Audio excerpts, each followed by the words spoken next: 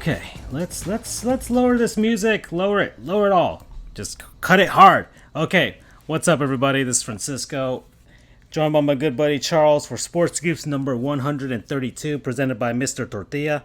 We love you, Mr. Tortilla. Yeah, I really would like some tortillas right now, Charles. Especially after watching La Capital. If any of y'all don't know, and you know what, let's start the show with this because there's some sports stuff, but whatever. Cooking's a sport. Sure. Cookies of porn. That's what it is.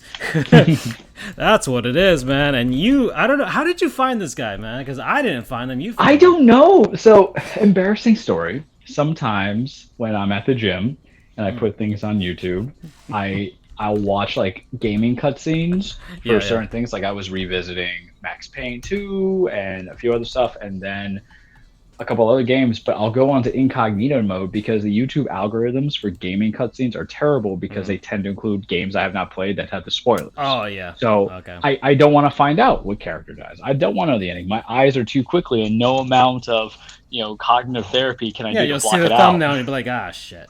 Oh my god, that's the person I just met. They're dead. Okay, it doesn't matter. And I'll kind of do the same thing too with TV shows of clips I want to rewatch for like dramas. Never really with comedies. Let it happen. Like my algorithm has been all It's Always Sunny. But somehow, some way, and I don't know what happened.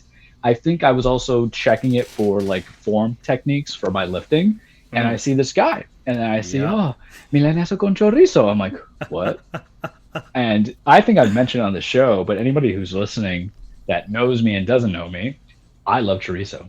Absolutely. 100%. That's the pure Argentinian in me. I love chorizo. I never say no to it. The biggest disappointment in my life is when I had like a chorizo from Chipotle and it was good, and I found out they have plant-based chorizo, which is like slapping God in the face. I don't understand how that happens. So it's not real? None of it's real that they have there? No, it's not. No. Absolutely ridiculous. So I love milanesas, as we told Andrew in our cultural episode, to get them not being monochrome anymore. Yeah. Milanesas, whether it's beef or chicken, is a staple for all Latin American foods. So he shows up, and I'm like, and I see it, and I'm like, at home. Well, I'm driving home, and he shows up, because then I'll shower and everything, and I see this man from La Capital with the milanesa, and then I'm like, what is he doing? And I watch, it's like a 20-minute video, but I watch 10 of them. So I have it on right now. Good. Live. We'll give a shout out to him. Yeah. So I watched half and half. I watched like the first 5 minutes, and then I watched the end base. And then the first thing I do is I sent it to you because you were my man of culture when it comes to food. Yeah. You understand what I live for. And then what I want to, aspire for all my food creations. And everybody who, if you follow us, this is what, 133 132 episodes? Yeah, 132. 132. So like of the 126 I've probably on, everybody knows I'm about the food. And I was just in heaven coming into it. So I'm looking at it, I'm like, what is this? Because we love milanesas. And he puts it in a sandwich, which makes everything better. Any kind of food between buns is better. Escargot, put that in a sandwich, great. Fantastic. Rhubarb, put it between a sandwich. Just amplifies it. I can't explain it. Yeah. It's like the dash of hot sauce that you need when you have your sad bachelor food in life, like I have. Yeah. Something about it elevates it. Yeah. So I watched it. Ice cream sandwich, hell yeah. Give me that, the ice cream truck. I watched it. I was very happy that I was in the shower post so I can just clean up properly because it was a different kind of heaven for me. And then I sent it to you and I sent it to Andrew, and then we had to go on like, what is the Hispanic translation or Urban Dictionary would be for Andrew when we're talking about foods, because we're just throwing words at him. Yeah. Like he doesn't know. So we're playing both Google Translate and also Cookbook. And I could just hear the dinging of Francisco, spirit as he's watching and take. And since then, you sent it to me, and I'm like, oh wow, like because it's the finished product's in the thumbnail, and it's like, okay, all right, okay, let's see how he does it, and I'm watching this man, and I'm watching him like a scientist, right? I'm just like, never seen that before in my life. Yeah. Great technique. Oh wow, great follow through. Like every single step of it. Like Rory McIlroy on the mound for golf. We're clapping, we're doing everything. Yeah, and we're just seeing him go step by step, and he's got like he's bought the works. This guy's got like 8 million subscribers. Okay, he's got 8.5 million subscribers. He's got an amazing camera. So I'm like looking at it from every aspect. Like, oh wow, he's got the whole setup going. He's got the way he speaks. Kind of, he's real. He's like, y ahora vamos a poner esto. Oh, I'm like, oh yes. Oh, talk to me, daddy. Ay, papi. Yeah, right.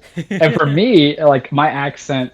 My ear for the accent comes up every now and then, so there's some. You're more bilingual than I am, obviously, but then for me, I'm like, I don't know. It's because he speaks the true love language, which is food, or of his Hispanic ethnicity. But I understand every word. I'm so tuned and focused. So anybody, if people, if you're trying to get my attention, anything like that, if you're trying to speak to me in any foreign language, whether it be Spanish, Haitian Creole, French, anything else, Finnish and all that stuff, if you speak about food and your love of food, I will understand you like it's a pure, utopian world, because I was just dazed by this man. Great looking guy. Understand. And he cooks it too. So he'll go and just buy some stuff and cook it, or he'll just go try stuff out for the review, as with the pizza stuff that we saw. And he was totally right about that Motor City pizza deep dish. I'm not going to buy it, but I want to. It's beautiful, and you see glorious. Like when he's breading it, and he's like putting it in the egg, and I'm like, oh yes, that's how you do it. That's the technique. We think of the cream fresh episode. I swear, this guy should have like a freaking a bleacher stand up there. I would be up there cheering like, yes. Well, what makes me love him the most? What makes me love him the most is, if you've noticed on the thumbnail, and for anybody who is just listening to the podcast, just go type in La Capital on YouTube. He's more exorbitant with the foods that he has. He does not give you a small little part of it being cooked, as you see in other cooking shows where they give you just a nibble of what they're cooking. He cooks the whole damn thing, and he's going to feed the family. And I love that, because you get to see really the finished product, and he'll eat like majority of the damn thing. And he's a saint. He's an honorary Goof member. I don't even know if the guy likes sports, but that's it. Yeah, he should be throwing out ceremonial first pitches at stadiums. I'm sure he's he's got to be in like California, like LA or something like that. I mean, I don't know. I can only assume. Maybe he's in Texas. I don't know. I would assume he's Mexican, but I'm not sure. I'm not one. Look, my dad's one of the people that could probably like hear his accent and be like, "Oh yeah, he's from whatever." I'm assuming he's Mexican, but I'm not entirely sure. Part of me thought Mexican, but also part of me thought like. But he's got an Instagram. He's got everything. Go follow this man. His name is Oscar Mesar, and just look at like this right here when he's frying the meat. Oh, look at that beautiful breaded. Like, ooh, and it's dripping down. You know what I'm gonna lose it on if I see this man cook chicharrones, man. I'll be done. And then, like, okay, that was fine and all. I'm breaking this video down. We're watching the whole thing right now. We're watching the whole thing. If he copyright strikes us, please, because it is a testament to, like, well, I'll pay whatever fee you want, man. So we'll subscribe you and we'll embed you. I already subscribed to him. Like, I'm getting his content. I sent you the pizza video. It's so good. He reminds me of the Bruno Mars, Ryan, or Pac Anderson song, when that scene where Bruno's like, "This bitch." That's how I feel about him every time he cooks and he tries something new. Forget Paula Deen. Forget Alton Brown. Forget Guy Fieri. Like, forget Gordon. This is the guy. This is the guy. Okay. And like, it was fine. Like, okay, he's got the meat, and then he's like a Native American. He uses the whole thing. That's right. That's Nothing goes to waste at all. You got some grease, use that grease for later on. We're gonna use it to get some of that, the crumbly bits of the meat. Oh man! And he does that. The pan over drips. And then he puts it over the top when he opens the freaking gigantic box of chorizos. I'm like, oh no, what is this man doing? Like. It kind of makes me wish that we can just have him pack us food. I'll find him. I'll drive to wherever he lives. He lives in Michigan. Of, Ian Malcolm, they did it. You son of a bitch, you did it. Well, like I said, like, imagine my love for food. The first thing I find about this man is chorizo in a sandwich. I'm like, yes, because you see a lot of franchises try to be fancy. They'll get the McDonald's is doing it right now with their secret menu stuff right now. And Yeah. what this man makes me believe is that one day he was cooking with an uncle and an aunt, and they just go, McDonald's ain't coming back. yeah, no. Well, we accept it, but they're just like, hey, man, you want some of this? And I think Yeah. he just tried it. He got lazy. He's like, I'm gonna eat this, and you're like, yeah, I might have to get to hell them in yeah. the future because they're gonna do the Sonic the Hedgehog 2 promos this year. So Well, we're not against you, McDonald's. We are very interested. right down the middle of the butterfly cut of the chorizos. The best kind. Yeah. That's like perfectly cut. And then the way he kind of slit it was just, it looked like the perfect V kind of thing where just like it's spread out. And look at the buns. Those are potato buns, right? Yeah. Potato rolls? Yeah. He's not giving you this substandard kind of roll. Yeah, He's the like, no. hamburger bun, I mean, Oh fine, my sesame, God, I you say, forgot that he sure. lightly baked it on the side. Yeah. Yeah, to give you that bit of crunch when you're biting into it. And he's got And the he smears it avocado with a as spoon well. instead. Yeah, and you know me, I don't like avocados. Yeah. But the way he was cooking, I think I mentioned it in the group chat. I'm like, oh man, he's doing this. What do you do with that? Because I think guacamole tastes like wet garbage. But with the way But this is pure avocado. This isn't guacamole. This is simple avocado. Put some salt on it. That's it. That's all you need. You don't need much more. That's it.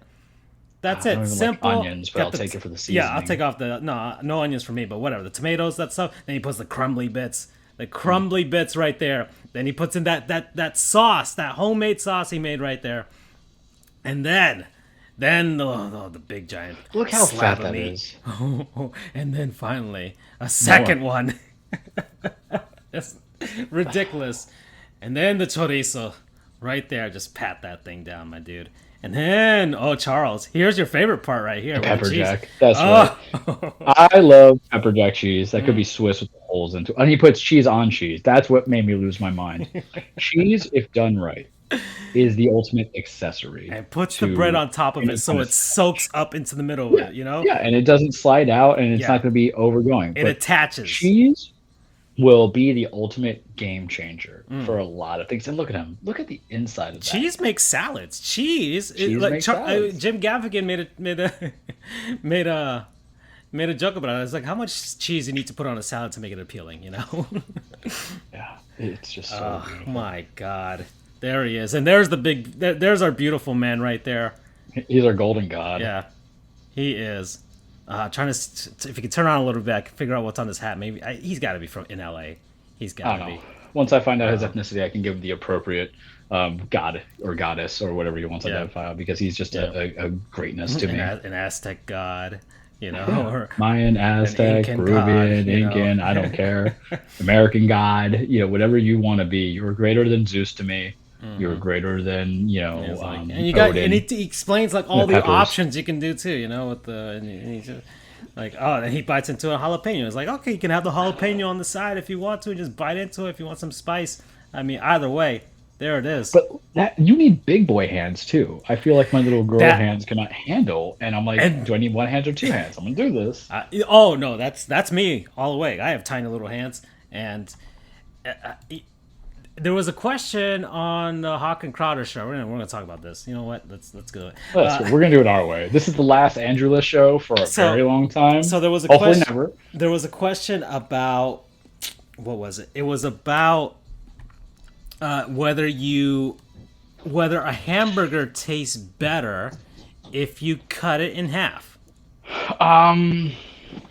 Debatable. Because apparently some people the example given to start the conversation was Burger King with the Whopper, and Whopper's low, but it's wide. It's a wide sandwich, and compared to any other sandwich, it's the widest of the main. Like, I don't know, you got Dave's Single from Wendy's. McDonald's, what's like their average? I mean, not the Big Mac, not the average, but like, I don't know, quarter pounder with cheese. It's the quarter pounder. Yeah, the quarter pounder is usually the weapon of choice. Right, the for quarter people pounder. Who don't like to make chicken. So you got the quarter pounder, and then Burger King's is the Whopper. So those are your entry level. Whereas we burgers. subscribe to the chicken, but whatever. Right. So those are the entry level burgers, and I think I've cut, or sometimes I will cut my hamburger if I'm feeling like, I don't know, for some reason overly cleanly, or I have no idea. So, but a lot of the times I'll either just eat it straight up, or I will just rip it in half with my own hands. Just have half and half. What the fuck is wrong with you? Dude, you barbarian? You know I am. Dude, I ate. Yeah, but you're ripping my like sister, a fast food thing. you're gonna hate me for this one. There was no barbecue sauce. They made steaks when I was last at my sister's place, and for the Super Bowl, they made steaks, and I had a little side of. I find it weird that they did barbecue. Well, yeah, because you sounds like we're going to smoke. Well, we had a ton of the finger foods. I told you, we had the pigs and blankets, all that Yeah. stuff. But for some reason, my dad or my brother-in-law wanted steaks. Okay. I mean, I can respect that too. Yeah, and then my stomach imploded the night after. Oh, yeah. So like I made my steak. There was no barbecue sauce. I like having barbecue sauce. Like at a steakhouse, I won't have it. I'll have like butter or whatever butter that they have and stuff on top of that. They have this thing called the King's Butter in one of the places. That's really good. But Is it like apple butter? no, it's not. It's Got to be very specific. a different base, but it's not apples with it. But it's good. It's some good stuff. There's some, I forgot what's inside of it, or some little bit of spices and stuff like that to kind of kick it up. But there was no barbecue sauce that I could find. I was like, you know what? I saw a tub of honey mustard. I'm like, yeah, let's do it. What? Yeah, honey mustard. And my sister looked at me like I probably whatever expression you have on your face right now.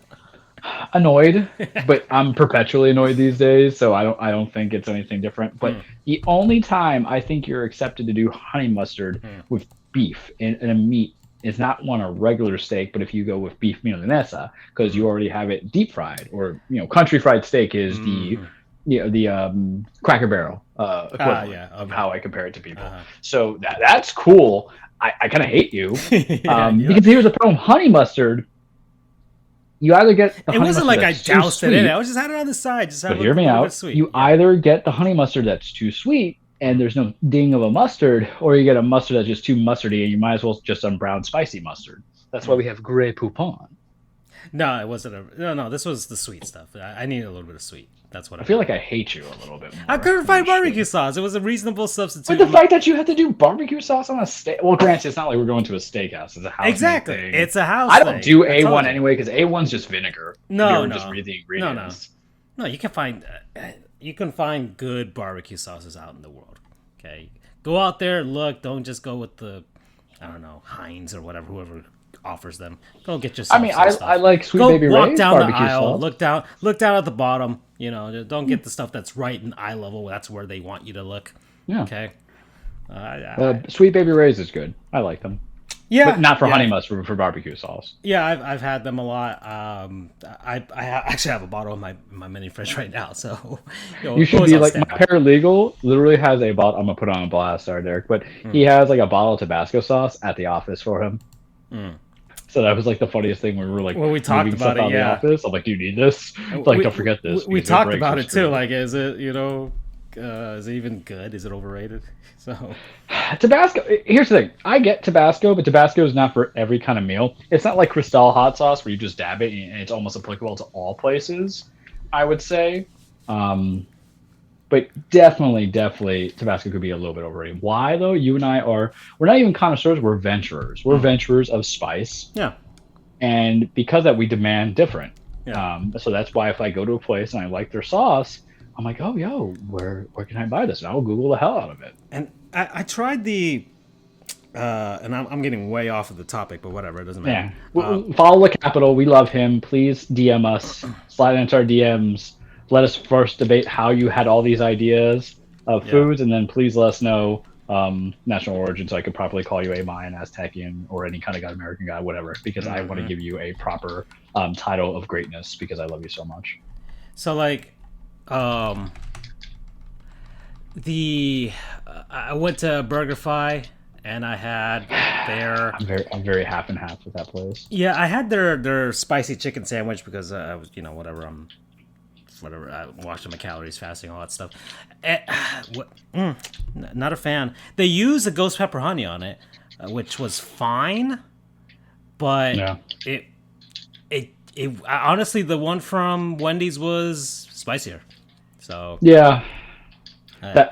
So I guess screw it. The first half of the show is gonna be about food because I want to talk about the honey hot chicken. Oh no, let's do it. I mean, why not? I mean, I'm trying to get this whatever in the background, but let's go. Baseball standstill. There you go. They're in Jupiter. We just solved one thing for you. They're in Jupiter. Football, whatever. Yeah. Aaron Rodgers goes on a pancrama diet. I'm too easy today. Yeah. And hockey and basketball will be addressed, and as will the case. We're on the food special. Apparently, the USFL is back, and they had their draft. Their first draft was Shea Patterson from Michigan. Yeah. Ooh, that's why no quarterback's going to sign with Jim Harbaugh, because if you're the first round pick at the USFL as opposed to the NFL, that's the reason why you're not going to make good recruits there. Sorry, Jim. And apparently, and The Rock is. I don't know. They're trying to work out some deal with the XFL. They're going to some sort of initiative. They're going to be a tryout thing. Yeah. So I think at this point, if there's no competing with the NFL. It's basically like, okay, can we set up a minor league of some sort? Because that was the G League for a little bit. The G League brought in a bunch of teams from like the continent. You're thinking NFL Europa, boo. Well, they tried that, but I think that was too early. And plus, it was in Europe. That's how you had John Kitna. Yeah. But definitely a player we remember forget. Yeah. And so I think they're trying to do that because the NBA did that with like a bunch of Continental Basketball Association teams became NBA G League teams. And so I think they're trying to do that. Like XFL and maybe even the USFL are trying to establish and see who's going to be the NFL's minor league in some sort of way, like a developmental league for like the spring, which I think would make sense. I'm going to say a mean joke, but I'm going to say it. It's like battling over who's going to be like Nick Cannon's other baby mama. It's just too many of it. You're not going to get the focal point. Sorry. So, but I think if the NFL even does it, I don't think they even choose one. I think they would probably like, I don't know, see which of the teams was the best with regards to like. I think the only thing that they would do is because. Is the USFL and XFL going to run at the same time as training camp? Because I think it's going to be an issue of just borrowing practice squad players. Because if I'm a practice squad player, the whole thing about getting cut, release, and then it's all about consistent paycheck. And if you're a rookie, which 99% of these guys are going to be, you're not going to be protected under veterans minimums under the collective bargaining agreement. So would you rather just take a standard 8-game schedule at $50K a year or $50K that season, or do you want to just try to go for the NFL and beyond the training camp thing? I know the answer. I would choose both. But especially if you're fresh. There's a bunch of desperate guys, dude. So I think you saw the draft. But then that's what you get for having a bad agent who lied to you. Plain and simple. Well, I'm just saying it like it is. I mean, I'm not trying to make you up, but not everything's Hollywood. It may not even be that, man. Maybe it's just that they didn't get drafted and they didn't get undrafted signed, and just give it's their last shot for whatever they're trying to do.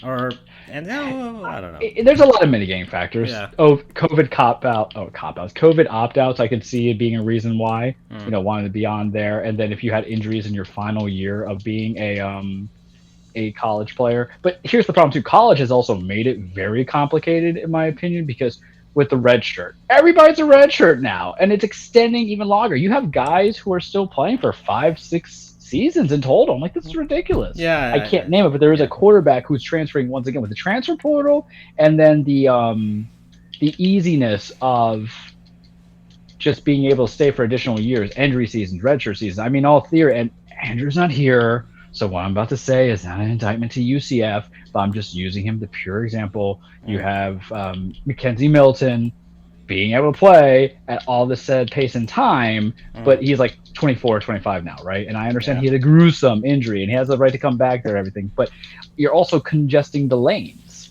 And it goes back also on advisory. I'm not attacking Mackenzie Wilson. I'm just giving the example of guys who have played longer because of how college has been. I didn't even realize BU and Freddie were listening to what's us. Up, guys? Oh, wow, it's been a while. I'm like walking around my house as I'm talking, but let's give him some. Let's relay back to us so we can communicate. So, Freddie, I was trying to mess with the other stuff. I didn't realize that they were commenting. So what's up, guys? Thank you for popping out. And welcome. It's still not going to catch on. So the USFL. Maybe not, but they can stay around longer without catching on if they have NFL backing. See NFL Europe. Honestly, if the NFL were to, this is BU answering Freddie. Honestly, if the NFL were to go that route, they just set up a major junior light competitor. Okay, kind of like the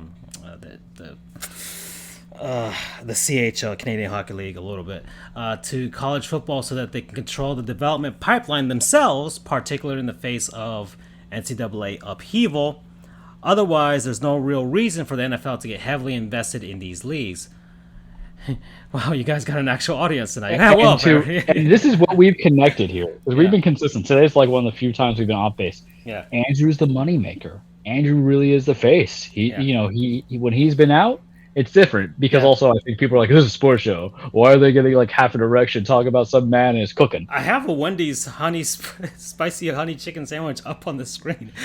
Well, this is all leading up to the NFL or to the fast food draft. Yeah, exactly. We want to admit it. That's true. It's still a goal of mine. And Wendy's throwing one into the ringer. Freddie's getting it tomorrow. Yes. All right, let's talk about this. So the USFL happened, or it's going to. We'll see how long it lasts. They did a draft. I still honestly, just because of me, and my whole segment, better know minor league team. I did all that stuff. Like I like having. I mean, when Major League Baseball gutted a lot of those minor league teams, everything. I felt bad. It's because look, as much as we have 30 teams in MLB, 32 NFL, NHL, 30 NBA. There's a lot. I don't know if anybody's ever done a road trip in the U.S. This place is huge. It's massive. Like you can't. There's some people are like 5, 6, 7 hours away from a major league team. So yeah, they'll have a minor league team. Yeah, they'll have their college teams.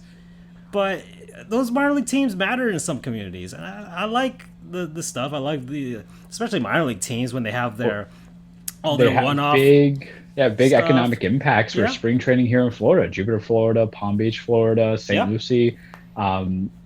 Even though they're not charging $100 a ticket, you still have community games building into that money. So it's a local economic impact. It's also the big impact for the MLB. So, and I don't know much about the specifics with regards to making money for football because you have college teams that just siphon areas like Columbus, Ohio.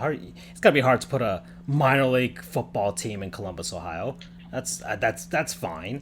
But we just wonder why the state of Ohio exists anyway. Yeah.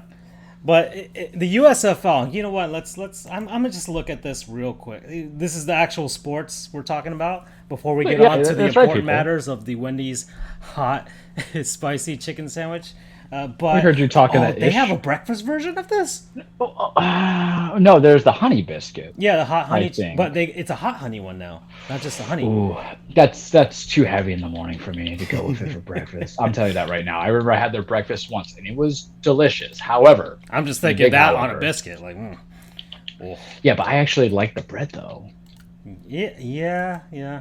But no, that's the thing. I'm thinking about like just the alternative to eating that. Oh, that dies. Is there a breakfast version of the Milanesa sandwich? Oh no! Now I'm trying to play mad scientist here, but everything's better with bread, right? So let me look up USFL 2022. I just want to look Freddie puts in Ohio glory moment. I'll take a peek at that as you look at the USFL. So USFL 2022. Do they not have a Wikipedia page? Yes, they do. Thank you. You have to go down the list. Ohio Glory played one season in the World League of American Football, which later became NFL Europe. That's my shout out, according to Freddie. Thank you. So USFL, they are. Let's see. They are 8 teams. We've got Birmingham. It seems like Birmingham, Alabama always gets a team in any of these leagues.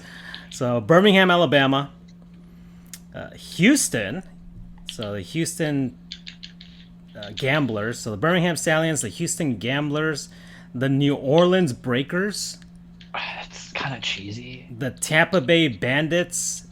Okay, I can go with some kind of alliteration. The Michigan Panthers. Is there even a panther in Michigan? Panthers, Cougars, they're all the same animal. I've researched this. The New Jersey Generals. Okay, sure. The Philadelphia Stars. Okay. The Pittsburgh Maulers, and your boy Jeff Fisher, by the way, Charles, is going to be the coach of the Michigan Panthers. So he can finally get a chance to go 500 at any record. So which would be head coaches. Let's see, we got Birmingham is Skip Holtz, Lou Holtz's kid, right? Yeah, we've got Kevin Sumlin as Houston's coach. Former Texas Tech or Texas A&M? I think it was A&M. Right? Let's see, A&M, yeah. Okay. And and University of Houston. Larry Fedora. Wow, that's a callback. Yeah, so he was University of Southern Mississippi. Okay, we got Todd Haley out in Tampa. We already mentioned Jeff Fisher. Mike Riley out in New Jersey. And let's see, are these guys both head coaches and general managers in all of their? Yeah, I think they all of these guys are dual head coach general managers. I wonder how that would just work out in general. Bart Andrus for Philadelphia and Kirby Wilson for Pittsburgh. I only know a few, not all. So, and according to Freddie, these are all the brands from the 80s. So I guess these are all callbacks to their previous incarnation way back when. Best name is the Maulers, right? Yeah, that's a good. But their logo is a guy with a hammer. So back to the steel industry. It's not like an animal. It's not Francisco and I mauling some kind of sandwich. Although I would love to see the logo for that. I should make that into a shirt. So let me go to, if Freddie wants to see the draft page. I want to see if there's any. Obviously, I suck at football because the Dolphins have siphoned a lot of my enthusiasm. But let's take a look at the draft list. What is it? Sports, everybody. Sports on this show. Here we go. Real sports. Yeah. And Andrew show means we're sports. half an hour in, and we're still talking about sports. So. Yeah. We're just trying to get Wendy's to non-sponsor us, really. We're just being candid with y'all. Who would y'all. have the best one? Let's go to the sporting news and see what they've got here. So, USFL. This is the schedule. Oh, here we go. There's the draft tracker. Below is a team-by-team breakdown of the players selected during the USFL draft. Teams are listed in alphabetical order. So, Birmingham, I guess they had 2 days of drafting. So, we've got... I wish they had like the colleges and stuff these guys came from. Hold on, let me look for a better one, because I can't make anything of this without seeing where these guys are from. I guess the upside to this kind of thing with USFL or the XFL is you can also get some JUCO college. Oh no, players. he has a freaking link right here. Sorry. Yeah, the Freddie Airmail. Yeah. Okay. Here's the. Let me look on Wikipedia then. Wikipedia. Ooh.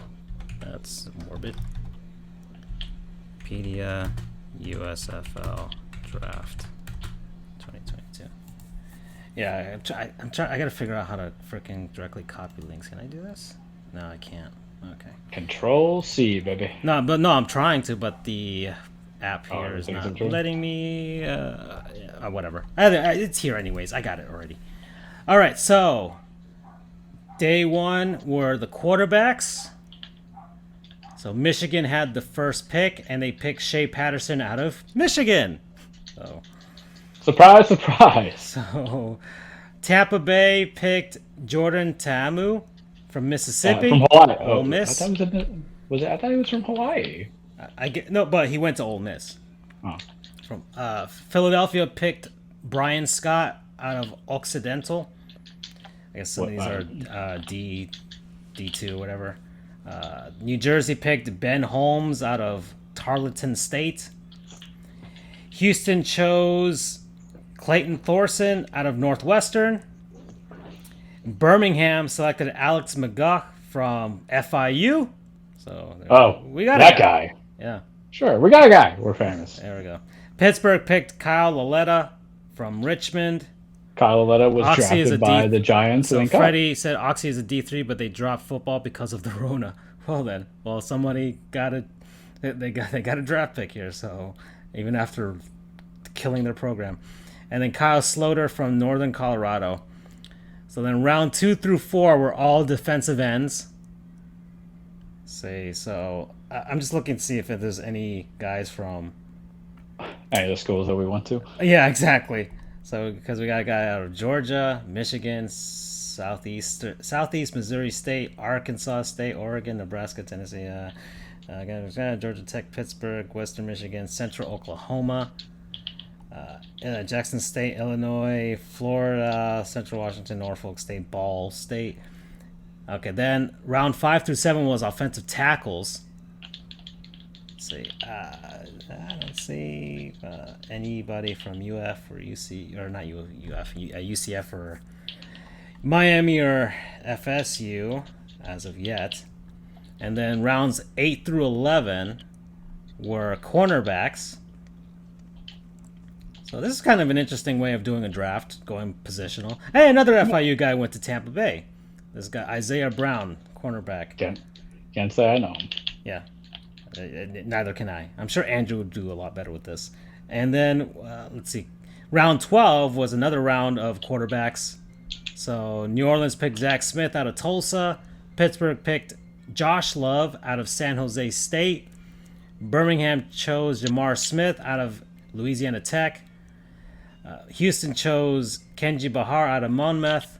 New Jersey picked DeAndre Johnson out of Texas Southern. Philadelphia, Case Cookus out of Northern Arizona. Tampa Bay chose Brady White out of Memphis.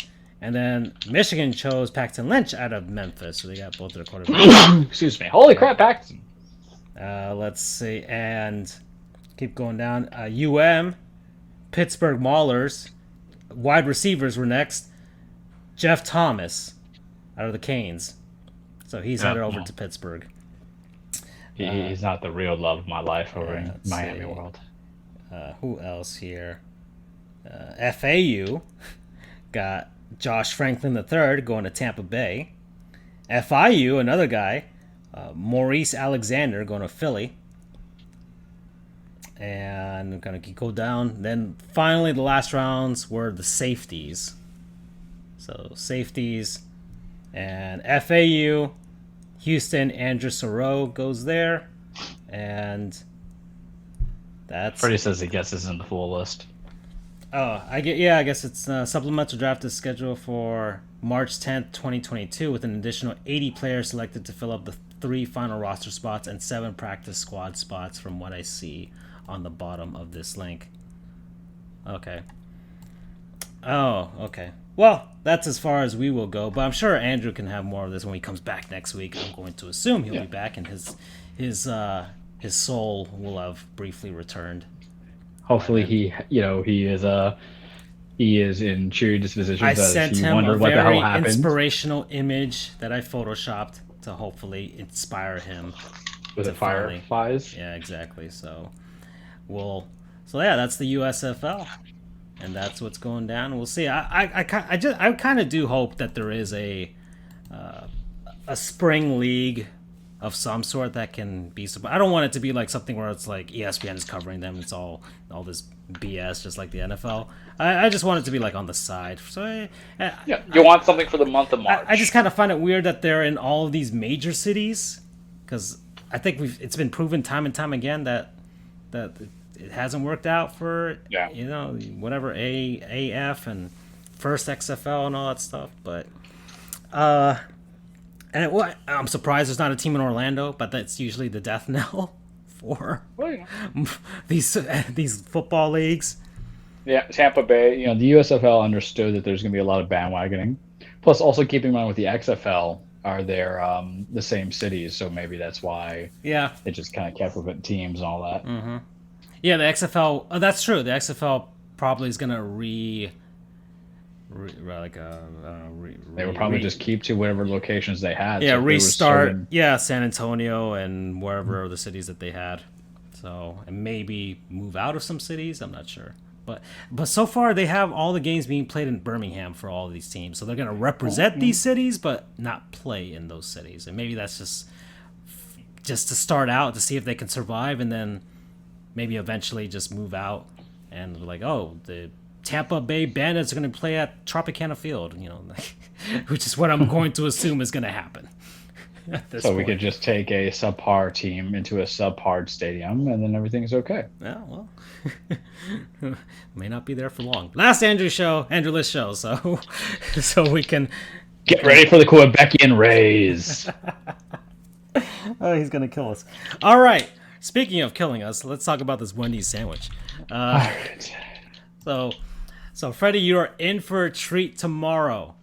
Let's see what else is this guy here. They've registered trademarks for former teams from Arizona, Chicago, Denver, Jacksonville, LA, Memphis, Oakland, and DC. I feel like Memphis could be a good city because Memphis actively hated the Tennessee Titans or the Oilers when they were there because they knew they were going to keep them. So I feel like DC is also a good product for them to steal on, so people can kind of forget about the RFK Washington Stadium Commanders. is still standing, but there are talks, I guess, to kind of move them back, and probably the first thing they do is probably tear down that stadium and build a new one, which I don't see why they haven't done that so far, but they could take over the old stadium that the Commanders play in. Okay. And yeah, this DC Defenders play at Audi State. Yeah, Audi Field. That's true. They play at the soccer stadium where DC United plays. Let's see. So, so Wendy's. So, let's get into this. This isn't even a non-sponsor. I don't even know. It's not. It's We haul out pretty much Yeah. for Wendy's on several occasions. It's been a bit. Yeah. So, this is the new hot honey chicken sandwich. Charles had it first. Should I start this?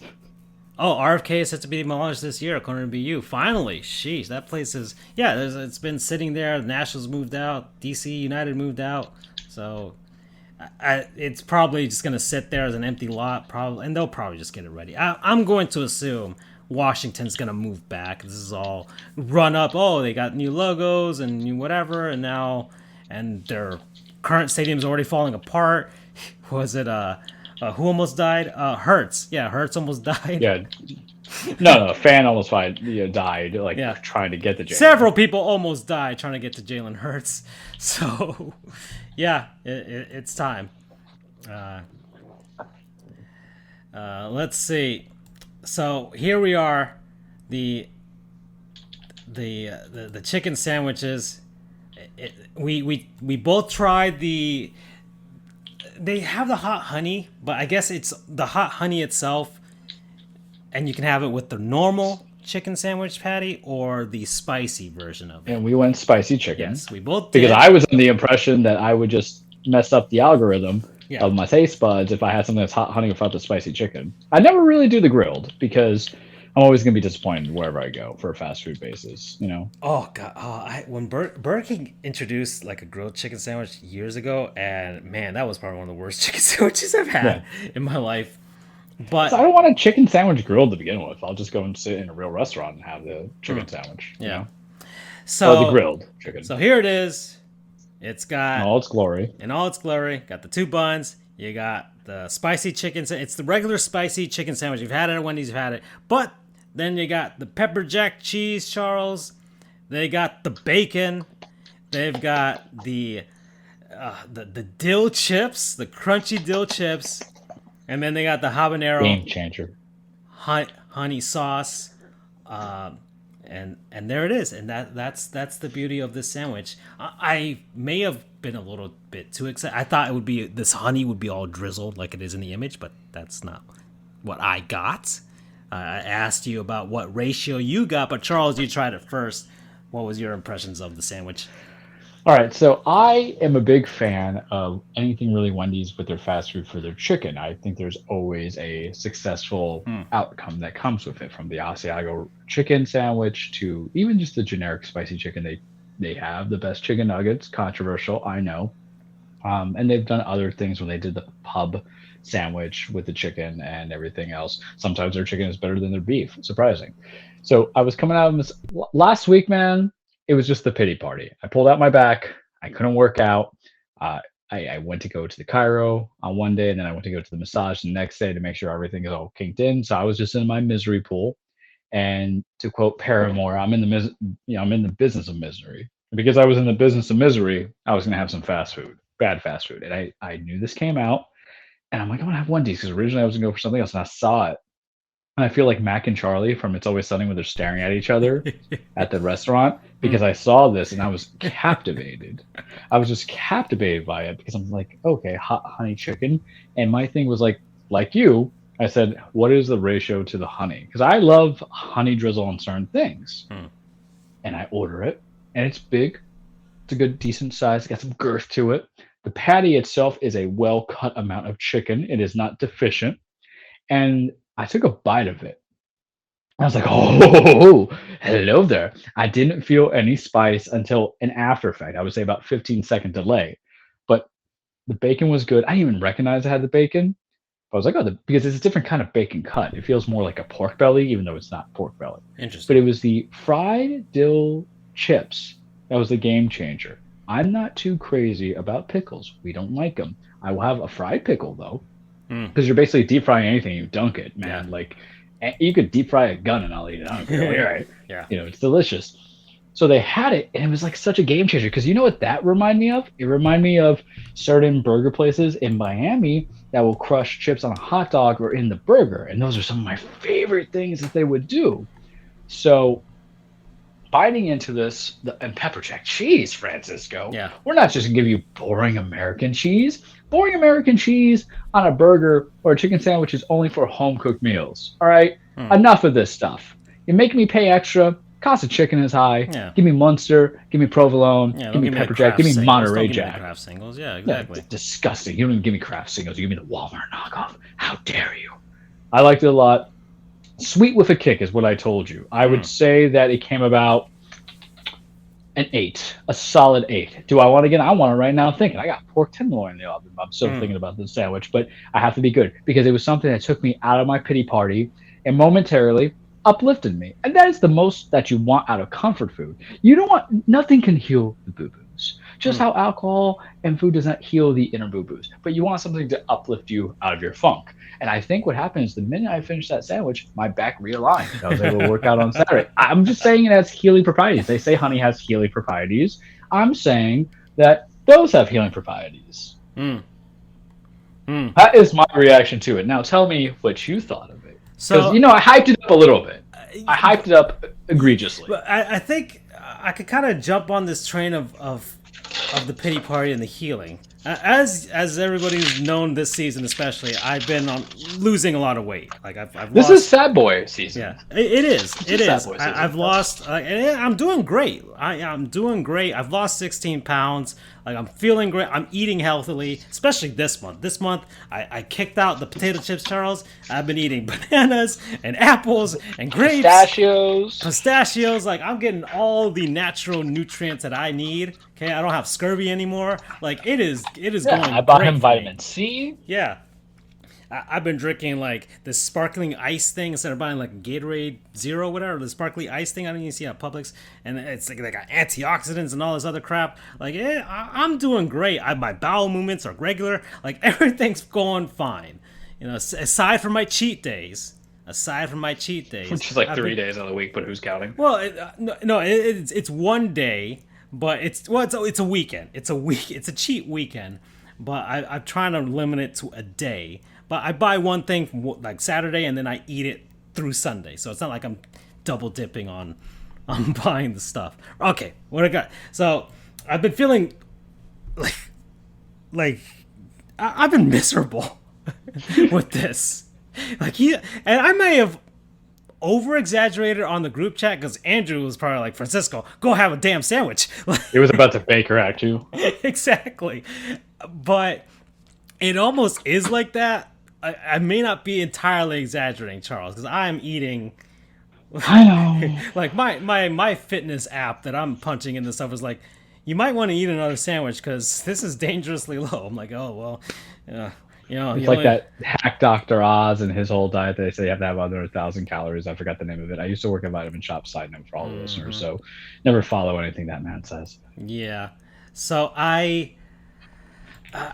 so you talked about you having the sandwich. I'm like, okay, fine. I'm gonna plan out. I'm like the pepper jack. I think that was like 3 straight lines. Yeah. I'm like the pepper jack.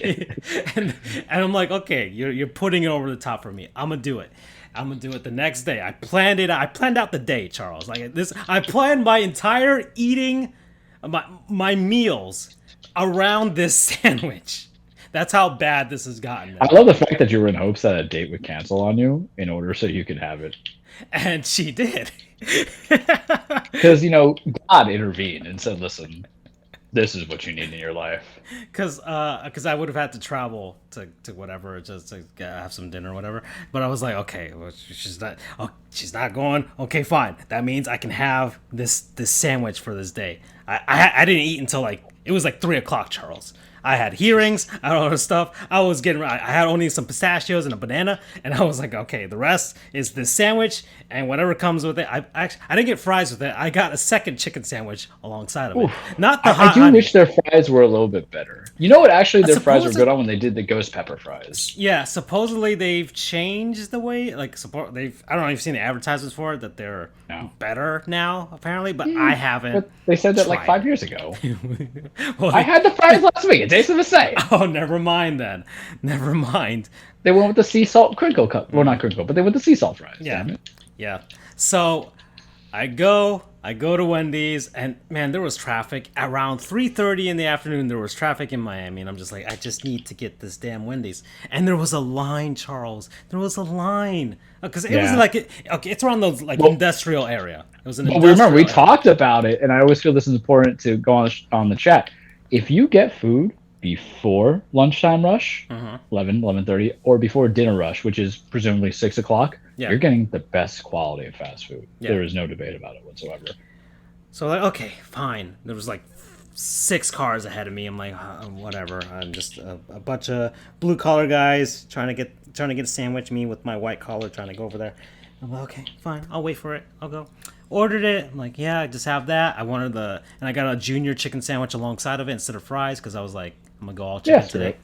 You know, because I'd rather trade the calories for. Because, like you said, the Wendy's fries. If it was protein. McDonald's fries, even Burger King fries, I'd deal with it, right? I'll have the fries. But Wendy's, I'm like, I want a little bit more meatiness for today. If they did onion rings, holy shit. Yeah. So Freddie says that they're battered now. So Charles, I don't know if you noticed the difference, but apparently they're battered. Or maybe your Wendy's didn't get the battering. I have no idea. didn't get the instructions from corporate on how to do the fries now. But I went, got the sandwich. I drove to. I got to my park. Well, I took the photo of the sandwich while I was driving, Charles, to you to show you, hey, man, this is happening. And then I parked at my office. I couldn't wait to get into my office to sit down and eat it. I'm like, I'm eating it in my car. I don't give a shit. I was wearing my suit and everything, my suit and tie. So do you remember Bridesmaids where she's drinking the tropical smoothie and she's like, damn, that's good. Damn, that's fresh. I feel like that's you and your male equivalent. Yeah, that was me because I'm sitting in my car. Finally, it's unwrapped. I'm eating it. I'm making sure that the honey. I thought the honey would be excessive, drizzle all over me type of honey, but it wasn't. There was some leftover on the side of some of the bun. I'm like, okay, I'll try a little bit of that. A few dollops of the honey, let's just say, but it soaked up into the bun, whereas I was expecting it better. Yeah, well, that's fine. Like a sponge. I don't mind that. And it was good. It was all right. It didn't have the kick that I expected it to be, but it's a mainline fast food chain, so they're not going to have something insane. But what really put this over the top for me, I love the pepper jack cheese, and the spicy chicken patty was fine. Spicy chicken patty is a spicy chicken patty. But the bacon with the dill chips, man. That was I was wondering, how is this going to taste? How is this going to be in comparison? And I'm like, yeah. Bravo, Wendy's. I ate fast, Charles. I ate really fast, ridiculously fast. However, I took my time with this one. I broke it down. I tore pieces off of it just to kind of look at it, try and study it, trying to get that, trying to taste some of that honey and stuff. But the dill pickle chips, I'm like, this is like a tempura. I'm feeling kind of fancy right now. And I am a fan. I didn't go nuts like I did with the chicken because I can't right now. But yeah, it's a slippery slope.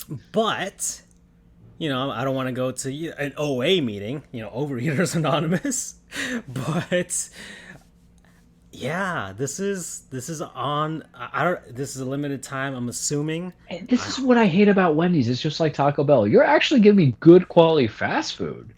Yeah. And you're going to get it away? Like, I don't hate myself if I have this kind of meal. I do hate myself when I get a Baconator, for obvious reasons. I don't have to explain anything of it. If I get a Baconator, it's a long day for Charles, especially since I've been kind of keeping it tight lately. But you're going to only have this for a limited time, and it's getting frustrating, Wendy's. Stop giving me actually good combinations. You're like, all right. Because they did the same thing with their beer pub sandwich. I didn't like the burger one, but I like the chicken sandwich version of it. But we can deep dive it. Enjoy it while you can. Yeah, enjoy. I'm gonna see if I have it again tomorrow, because it be like that, Charles. Right now, it be like that now. Or I might just go ham on a cheat day and just be like, we're just having Wendy's today. I'm gonna have 3 different sandwiches, and I'm just eating this for the whole day. I have not had any cheap fast food meals. I've had because I've been in transit all week doing everything, so it's been tropical smoothie, which. Tropical smoothie is fine. Yeah. I eat that. I'm not gonna hate it. It's always a chicken club and a form of their smoothie. And the problem is I'm hungry 3 hours later. But I'll take it when I get. It's like Pollo Tropical. It's really not the grandest thing of them all, but you'll take it. But yeah, at Pollo, I just get the bowl. I don't get the quarter chicken and rice, which is different. It's 2 different substances. Yeah. So I'm not gonna judge Pollo Tropical on that basis. But yes. So Freddie, you'll enjoy it. You'll enjoy the sandwich. It's a very solid. I agree with you, Charles. 8 out of 10. Very solid sandwich. The chicken. If you've had spicy chicken sandwich at Wendy's, you get that very nice, satisfactory slab of chicken. It's very hearty and healthy, and it doesn't taste like a. Here's the thing: it doesn't taste like a cafeteria chicken patty. Yeah. Some places, Checkers. Their chicken sandwiches might taste like a cafeteria. Look, Checkers gotta amp up, man. They're just too greasy. I enjoy it for what it was, but I always get sick. That's their demographic, though, Charles. That's their bread and butter. Buddy, I'm an everyman, okay? Slavisfaction. That's right, Freddie. So Slavisfaction, yeah. We're just gonna roll this into our non-sponsors, Charles, because it's just going. We're almost at an hour in, so let's just do that. Let's do a word from our non-sponsors, people, places, things, concepts. Not that we've been enjoying last week. Not just the hot honey chicken sandwich at Wendy's. There's much more stuff than that, and I'm gonna start, Charles, because I've been very proud of myself over the last week with what I've been doing. So I may have mentioned this a while ago, but whatever. We have our gaming stuff. We're Switch fans. We got our PS5s and our PS4s and PCs and whatnot, and all my gigantic collection that I'm still trying to find a way to monetize in the future. But one of my Joy-Cons, I have 2 sets of Switch Joy-Cons. I got the blue and the red one that came with the Switch, and then the standard gray ones. And my gray right Joy-Con broke. The trigger broke, the ZR trigger. So, which is basically the most foundational button on that entire Joy-Con. Exactly. So it was basically useless. I can't use it. So I didn't want to send it into Nintendo to repair, because that actually would have costed me something. Because it's not like the drift that's on it. They have to repair that for free now. But yeah, it was something I'm trying to okay. And I had recently bought an Xbox Elite controller pretty cheap off of Goodwill, and I found out that the trigger or the shoulder buttons on those were broken. I replaced those, and it's working just fine now. And so I'm like, well, Xbox controller's a little bigger. The parts aren't as small, but the Joy-Cons they're tiny little things, Charles. Even for my hands, they're tiny, tiny little things. I'm like, man, I don't know if I want to open it up and mess something up and lose a screw or what have you. But I went online. I looked at some tutorials. I'm like, okay, I think it's my trigger button. I saw that you can fix it. You can buy the part on Amazon for $5. I'm like, fine, I'll open it up and I'll see if I can do it myself. At this point, I'm kind of getting into the tinkering with my stuff, and I was like, well, while I'm at it, let me look up some of these. Maybe there's a way I can spruce this up a bit. So I looked on Amazon. I looked at some mods online that people do. And I'm like, you know what? I'm gonna mod my controller. I'm gonna change the shell. I'm gonna change it to something here. And I did it for my Xbox Elite controller. I was like, well, because it was used obviously, and it felt used. You know what I mean, Yeah. Charles? It felt like wrong. somebody's grease. Those controllers are like what 130 for the Elite, so I don't blame you at all for that, and that's the Series 1, not even the second series that came out like a year or two ago. So, and they're gonna make a third one, and like they're expensive. These are expensive ass controllers. I got this for $60, but the shoulder buttons were broken. I'm like, and they have like I don't know if you've ever felt the soft touch controllers, Charles. I don't know if the Yes, I have. PS5 is one of those now, but yeah, the soft touch, it has like this texture that's not plasticky, but it's soft to the touch. It feels like mache. Yeah, something not velvety, but something like that. Something between that. And so, okay, fine. I'll look up, and this company, ExtremeRate, that's who my non-sponsor is. They, like, you're seeing it on the screen if you're watching the video version of this.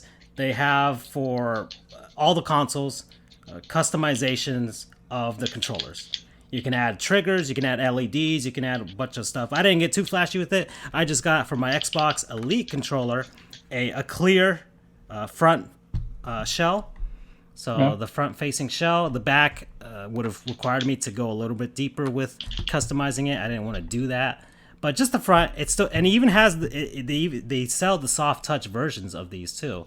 So I got a soft touch clear plastic shell for mine. Let me see if I can find it on the website here. Faceplate shell, and they sell all kinds of different colors and designs for them. They got an NES style design. If you want it for your Xbox, you can have 420 Wii. If you want the Super Nintendo style, they got iridescent looks to it. They got you can get a white version because these controllers come in black, so you can make it white or pink or red or any of that stuff. But I went with the clear ones.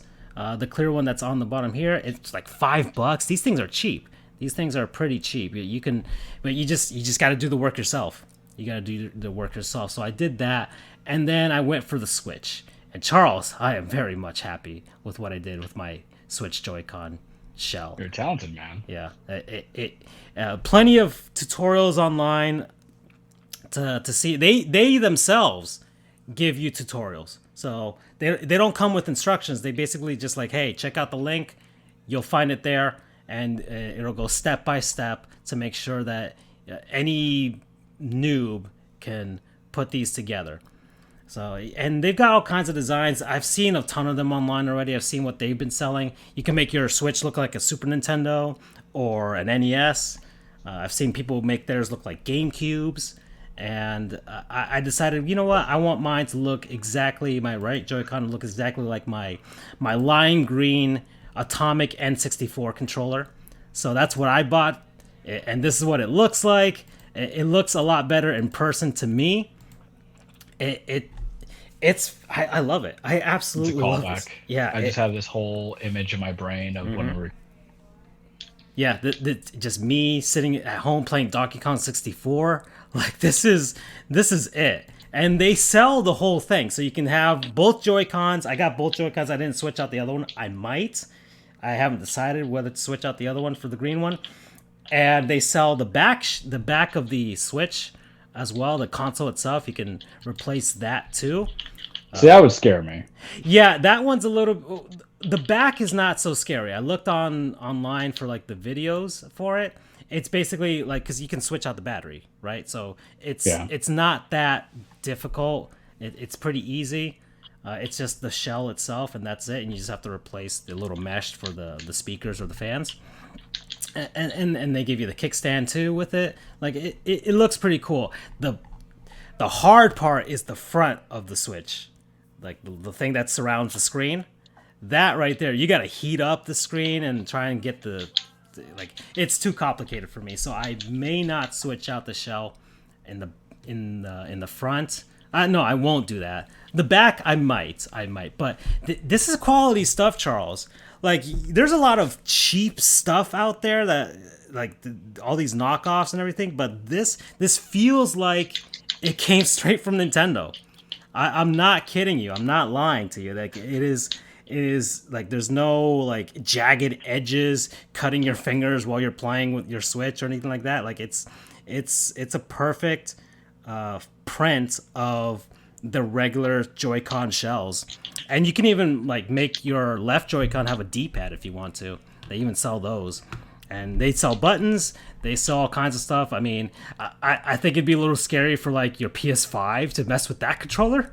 No. Here, I don't mod with anything except Yeah, I've modded. I remember I used to play around with my PS2 yeah, because of the disk drive error, and then with my PS4 because if you had the OG PS4, one of mine was the Destiny bundle. It would heat up and disc would pop out. yeah, So there's certain things I play around with. So I'm okay with brigging that. But yeah. PS5, we don't touch it. That's no. It's you get a Ferrari mechanic to Yeah. handle the Ferrari, not Putz McGee over here with a screwdriver trying to pray. Yeah. But they do sell PS5 parts already, and you can get PS5. The shell of the consoles are removable anyways, so those aren't too bad. And Sony's gonna sell their own anyways. For probably a grip. Yeah, exactly. But everything else is pretty nice, and I think they go as far back. They sell actual Game Boy ones too, but Game Boy shells, because a lot of people are customizing their old Game Boys and Game Boy Colors now.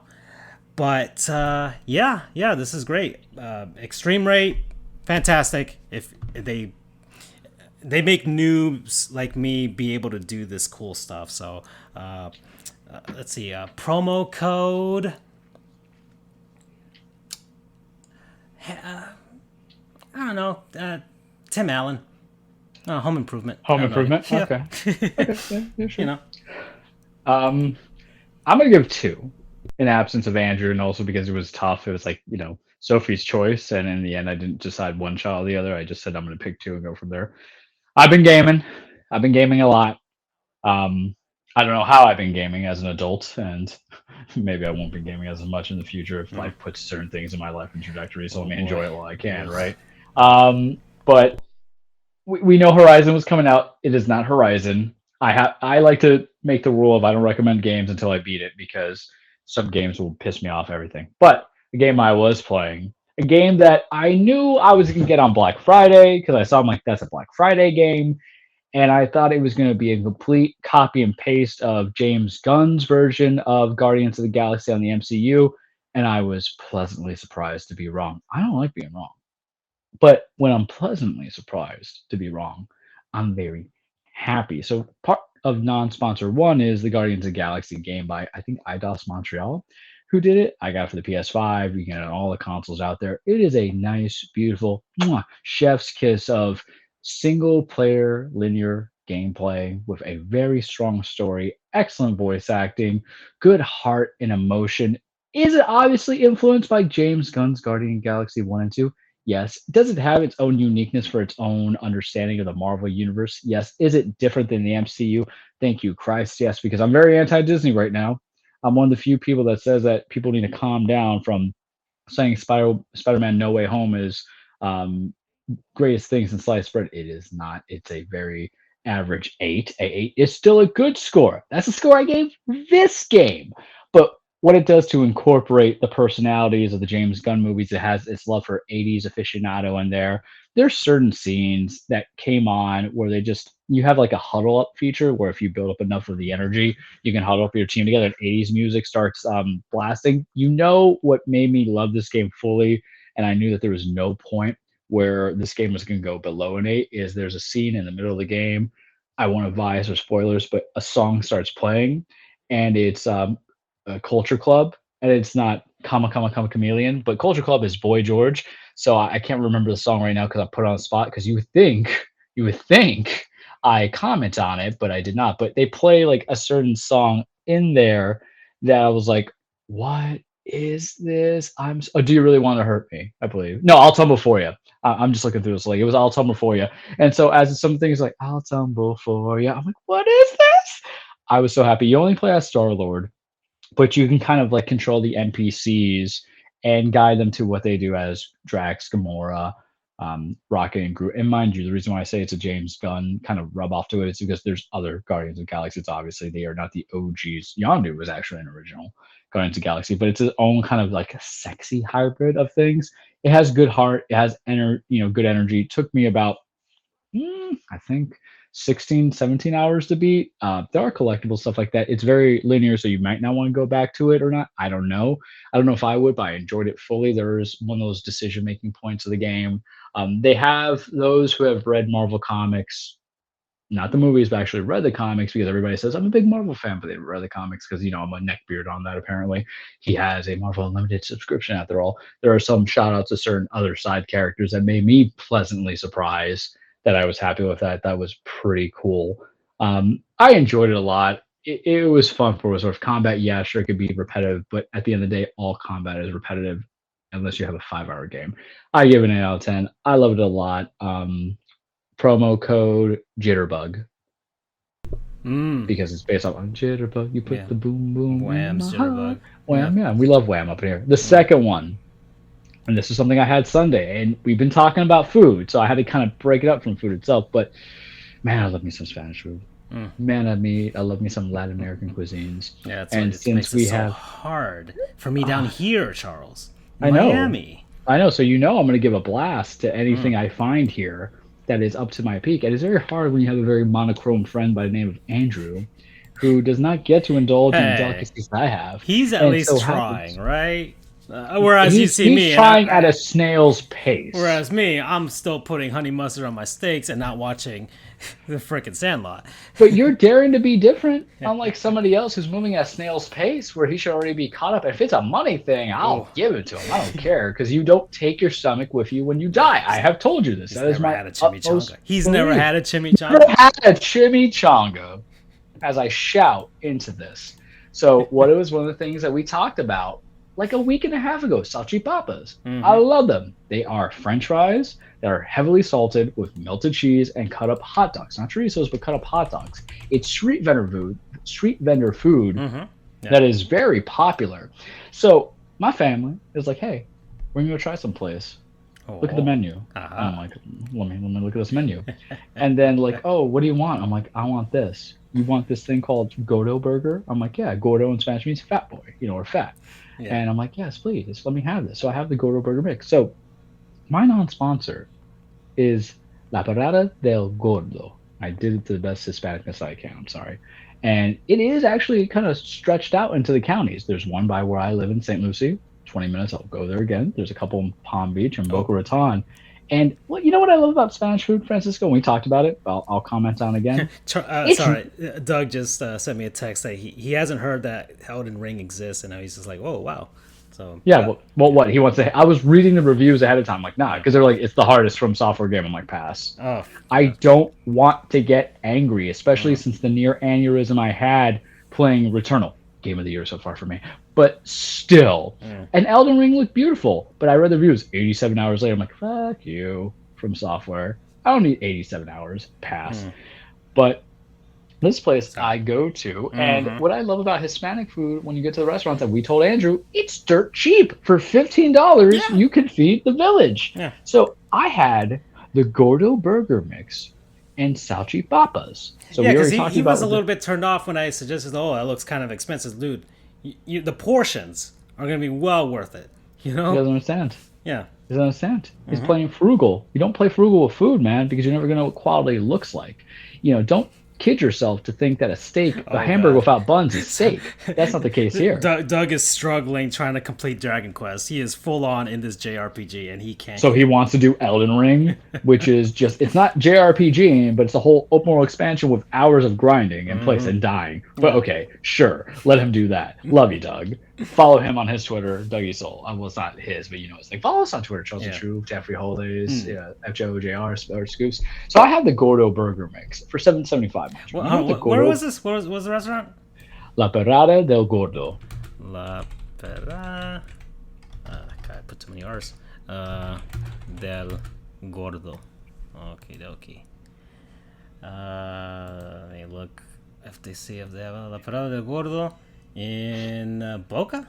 Is it in Boca? Yeah, Okay. yeah. All right. I mean, I didn't say this was Boca and Pumpkin. I sent you the photos of what I ate, All right. and Cool. I had the Oh, Gordo they got the burger. website. They got the They got the website website. going. They're intense. They're letting you know. They're letting you know. Oh, You know, they're like, good first impression. they have, Colombian burger and hot dog. Mi gente, as we say, half of my gente, as it is. But they do a lot of crushed stuff. So the Gordo burger mix I had was chicken. You can get a selection of meats. So I had the chicken, the beef, and the shredded beef with a sauce of garlic, showy pink pineapple. So we love the pink sauce. I'll never know what it is, but we love pink sauce. It has pineapple, mustard, ketchup, chips crushed in it, cheese, tomato, and bacon. I was like, we're gonna straight up do this. See it peeking from the frickin' banner on the top. Oh yeah, that's pretty much what I had, and I'm like, what? And it wasn't even greasy either. That's what I was concerned with. I was like, oh man, this bun's gonna be a fucking mess, man. No, and it was good. And it's been a long time since I inhaled a meal. Without being rushed for work and appointments and everything. I inhaled that, and I had some salty papas with it too. I gotta tell you, the toilet, God bless it. I did a couple Hail Marys. I was like, man, I'm 32, going on 33. This is gonna be a carnival toilet kind of poop going on. But this place was well worth it. It's affordable. I love it. One time, and I love it because you gave me two selections of a meal. You gave me something that's an appetizer, and you gave me something that I can have all the time. And I don't live near the area for sure all the time, but I'm always in transit. So it's one of those things. It's just how I feel about Fats and JoJo's. I'm like, how close am I? How much time do I have? And the thing about it is that it's open for a while too. It's like My 11, God. 11 to 11. Oh man, right? Look at that. They have a free mobile app. Yeah, These people yeah. are You can legit. charge yourself that. Boca's not too far from you if you visit the family. Look at the side. Look at the frickin' pink sauce and everything just dripping from the bottom of it. The tomato. Yeah. Well, have you seen the hot dogs? I don't know how you feel about hot dogs, my but they God. do the crushed chips on the hot Look dogs. as I go down the menu. And frickin', you got the pork rinds right here. You got the fries going down. You got the tostones as well, I think, on Oh yeah, here as well. they have arepas. I was like, what? Oh my God, look at this. Yeah. Are those eggs? Yeah, it reminds me yeah. of Moe's Express down in Miami, but where I live in Nave Street, but maybe a little fancy. And then you can have basic food too. You can have your pollo la plancha. You can have your carne.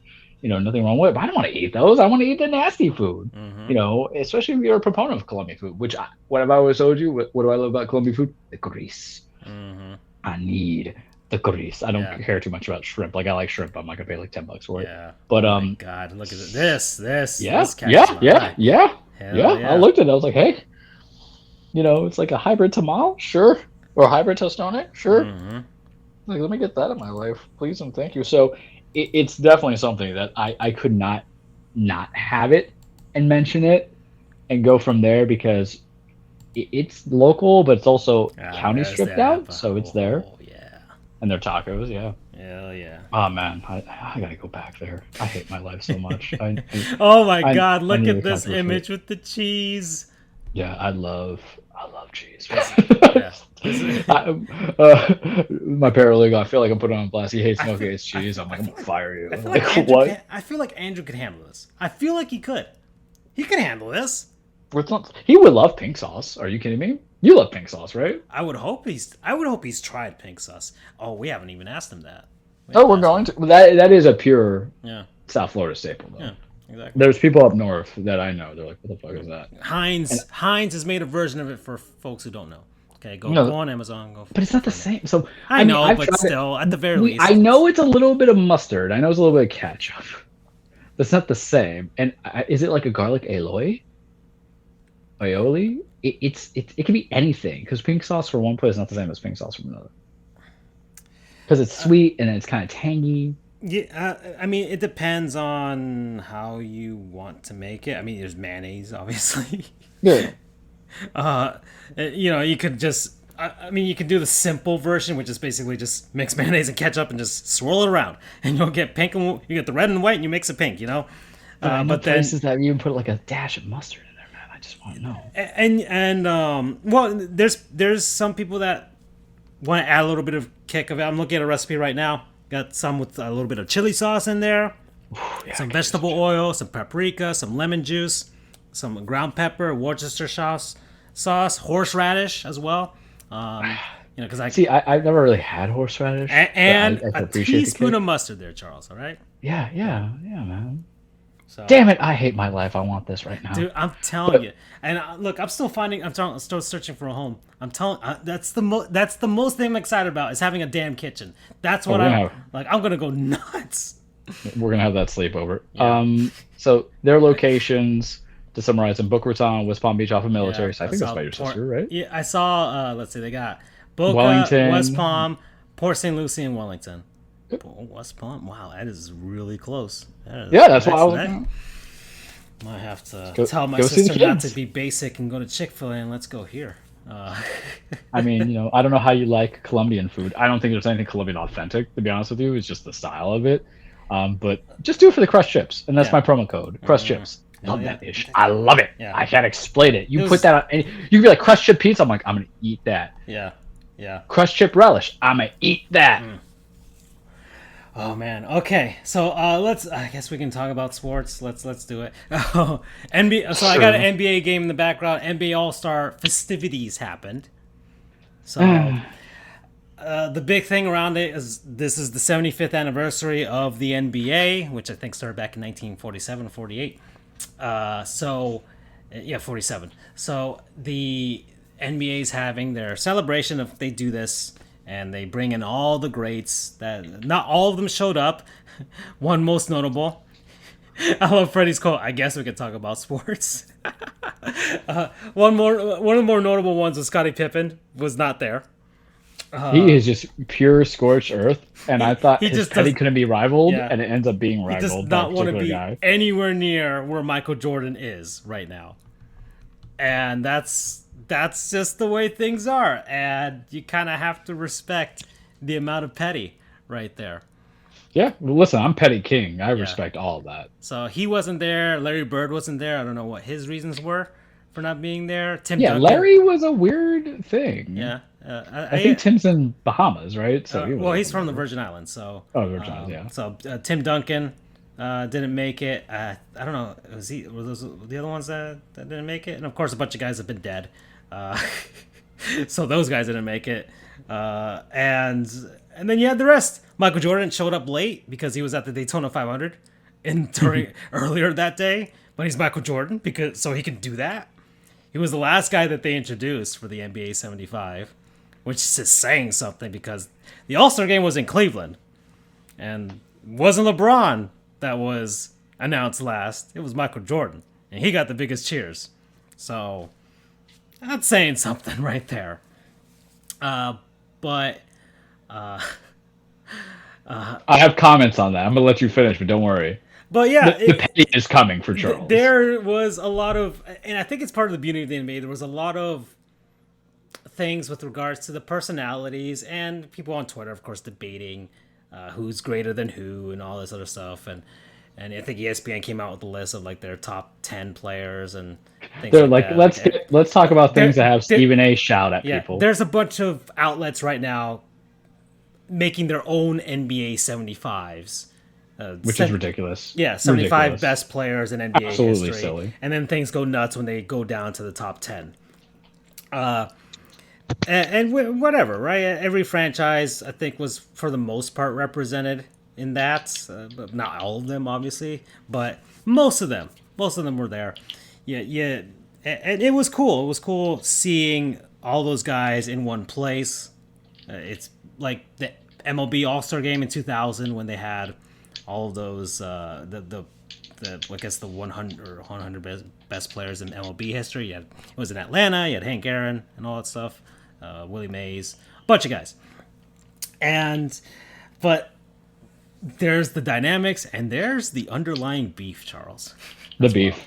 More beef than any of the food that we talked about, which is saying Yeah. something. So during the All-Star festivities, every team's social media and stuff promoting their own franchises. The Heat had that great photo of all their reps that went to the All-Star game and their reps that were in the NBA 75, namely D Wade and Shaq.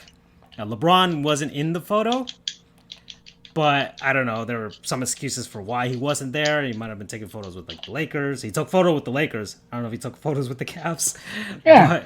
But well, he's an active player, so I guess you can kind of be understood. But whatever, it doesn't really matter. Doesn't really matter anyways. But that was nice seeing Eric Spoelstra, who's voted one Just of the top. not loved. Well, he was. As much as should be. The NBA also posted their top 15 coaches of all time, and he was one of them. So But they put him as like a mid-ranking, right? But regardless, he's there. It's Yeah, an sure. actual. There's some love, right? He's right there next to Pat Riley. So he's there. He's in the conversations with all these guys, Lenny Wilkins and Red Auerbach and Phil Jackson. He's in the conversation, which is saying something. You don't hear anybody talk about. And Doc Rivers was in there too as well, Charles. So yeah, that's the list. That's the list for that. But it was nice. That was one of the nicer moments from the All-Star festivities. The skills competitions, 3-point contest, which is probably the best competition at this point, because man, the people hate the dunk contest this year. People hated the dunk contest this year. I didn't even watch it. And that's the thing.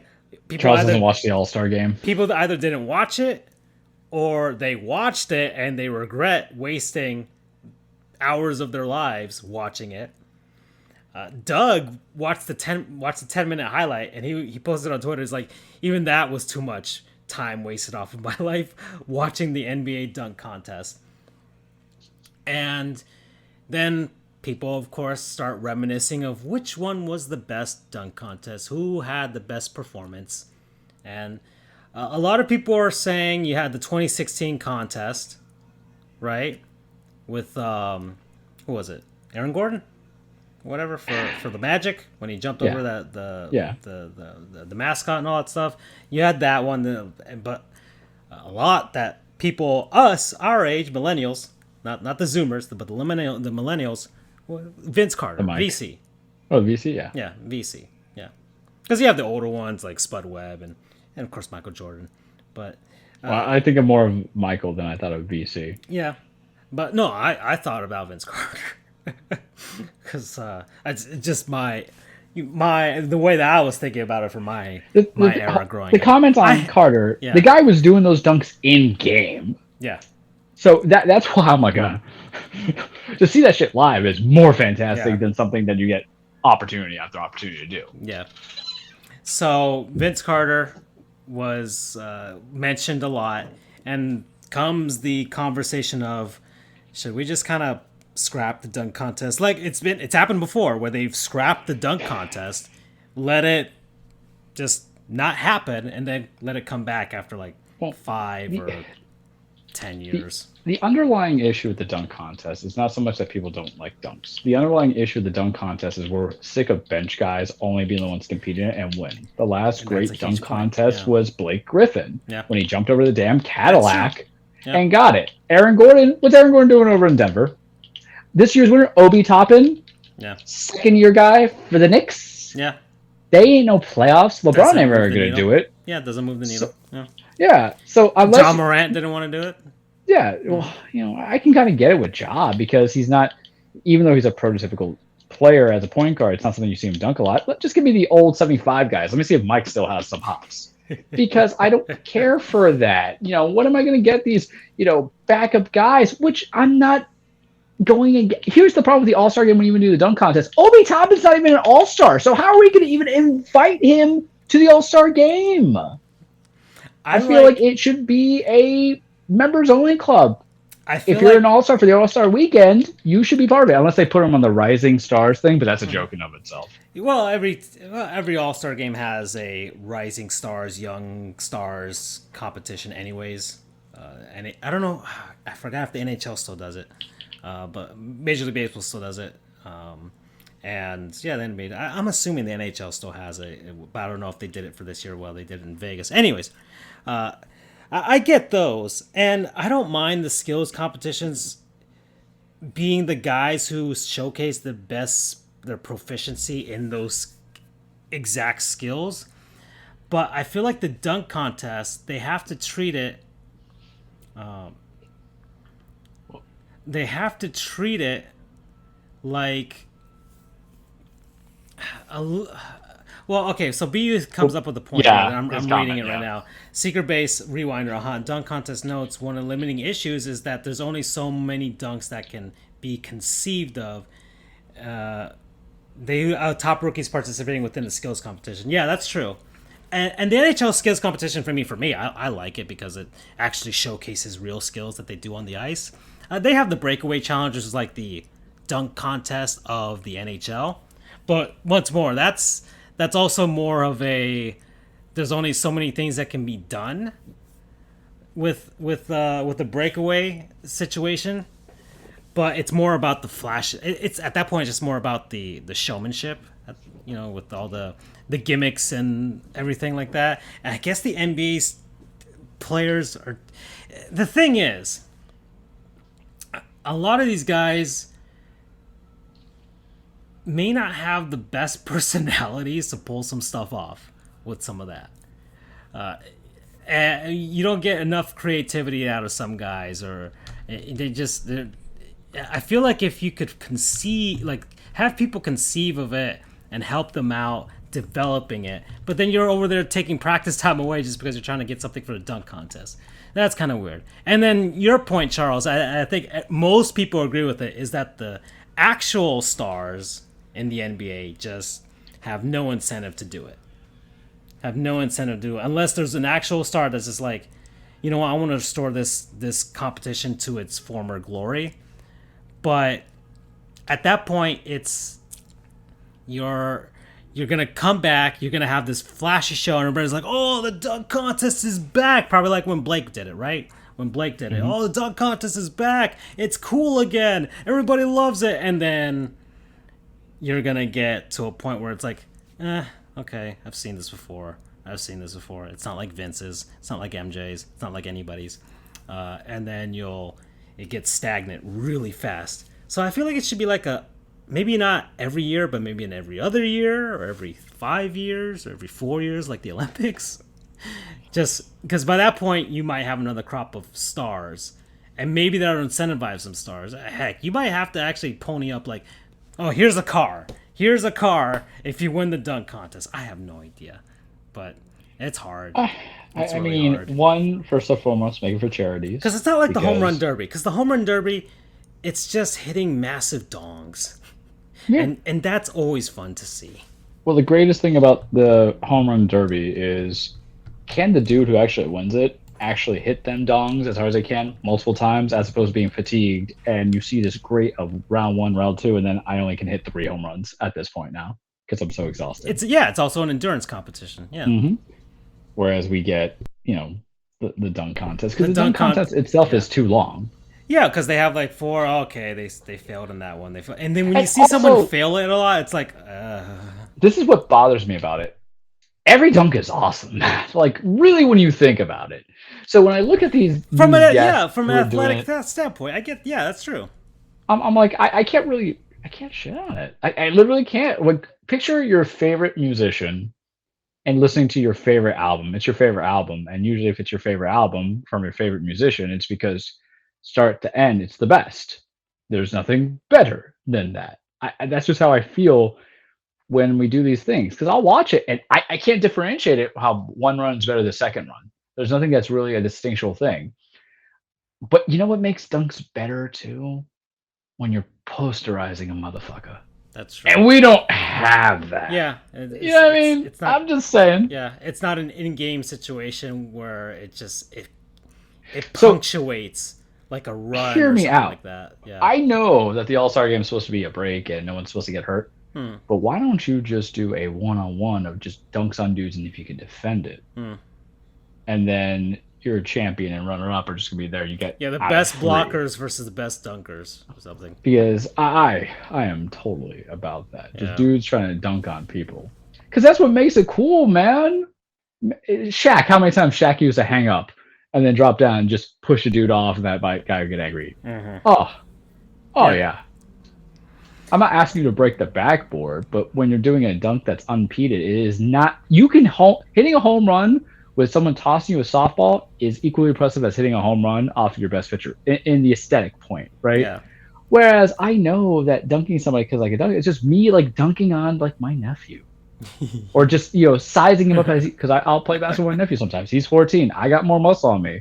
I'm like, what do you do? But I just feel like the uncle at the barbecue. Yeah, yeah. So there was that, and then you had the actual game itself, and it's the NBA All-Star game. It's just whatever. But I guess the big thing was Steph Curry chucking 16 threes. Which is different than how. But that was the thing. I think a lot of people, he makes it so easy, but he was just like, yeah, just throw it out there. And he's just so good at what he does. And a lot of people were trying to shit on him not being a great player. It's like, dude, this is something we haven't seen. Those are people who've never watched sports exactly at all. This guy is not like every other guy. He's not what Reggie Miller was. He's not what Ray Allen was. This is a different level. He's already surpassed those two records. Exactly. Like, this is beyond. And he's got another 5 years if he wanted to play. Right. He is not normal. He's not a normal person. He's beyond that. You're watching something unique and different. It's the only comparison I would say, because people are never going to be like, oh, it's Michael, LeBron, and Steph, even though some people who love Steph are going to say that. But comparison for like his skill set and just the amount, like just the pure dominance and just how damn good he is with it, I would say is Ricky Henderson with stealing bases. Yeah. I can see what you're talking about. He already obliterated the stolen base record, and he's so damn good at it. Like, you just know, like, no, forget it. He's stolen it. He's already stolen. He's on first. He's already stolen second. He's already stolen second at this point. You don't even toss back. The catcher doesn't even have to get up. He's already got it. And the same thing with Steph. Like, he'll chuck it from 40. Don't whatever. Just get back on. Get ready to get back on offense. Here we go. Like it's not being a master of the craft, it's being the craft. Yeah. So that's probably the best comparison I can get to kind of wrap my head around what he's doing. Is Ricky Henderson. I didn't even see Ricky Henderson in his prime, but watching his old videos, yeah, Ricky Henderson was not of this world. Or even Barry Bonds.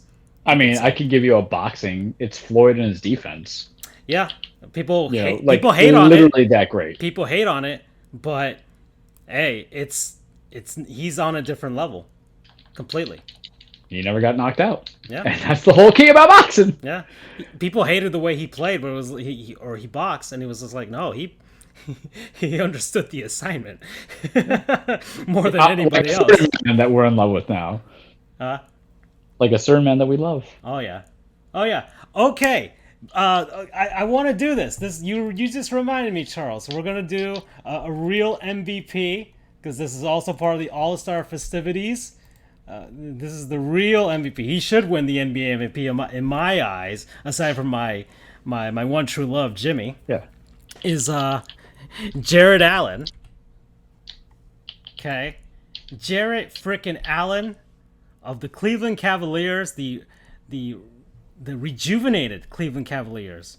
Very good Cleveland Cavaliers. Yes. The Cavs part 2, post LeBron part 2. A good team. Maybe the Heat might face them in the playoffs. Who knows? But this man is us, Charles, if we were blessed with being 6'11" and just having mad skills good hair in the NBA. And good hair and a dedication and big money too. Yeah, because he's a big payday. Yes. So there he is. He's got his header on his Twitter account.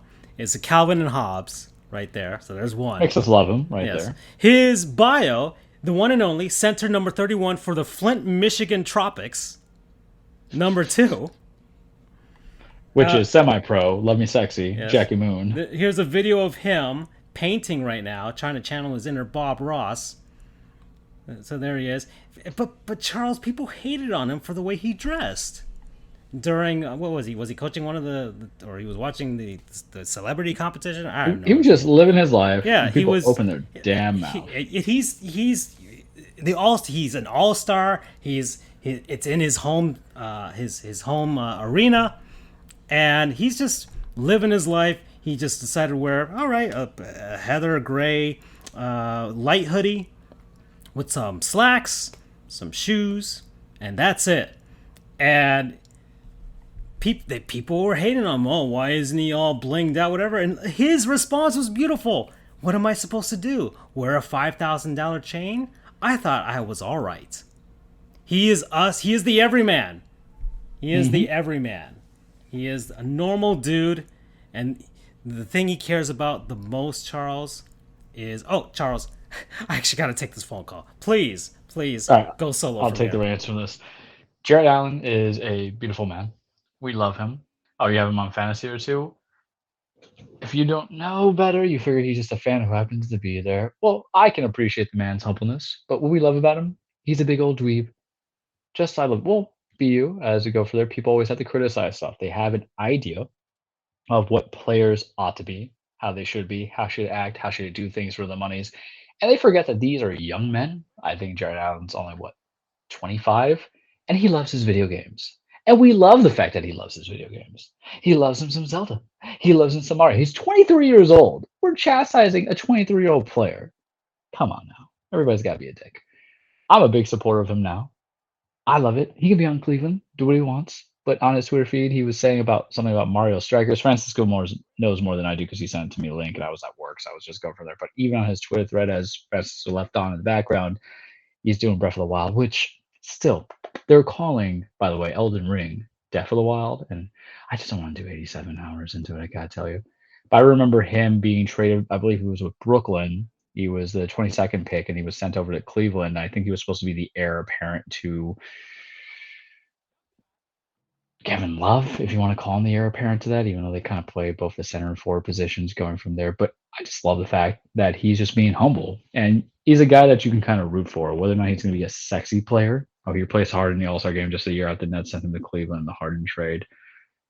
That's right. And that was hysterical, too, when it was Team Durant, Team LeBron. And at the end, Harden was just skipped over every time by Durant. And his whole logic with Jarrett Allen was like, I need a guy. I need a big man. I need someone to go from there. Cover of all those other big guys going from there.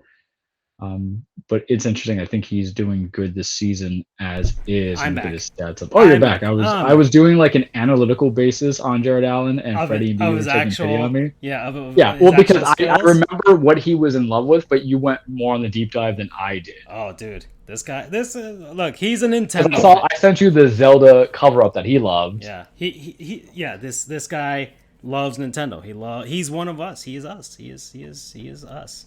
He's over here like other guys are probably like trying to promote their brand or talking about Donda 2 coming out and all that stuff. Nah, this guy was live tweeting the Nintendo Direct that we covered that happened a couple weeks back.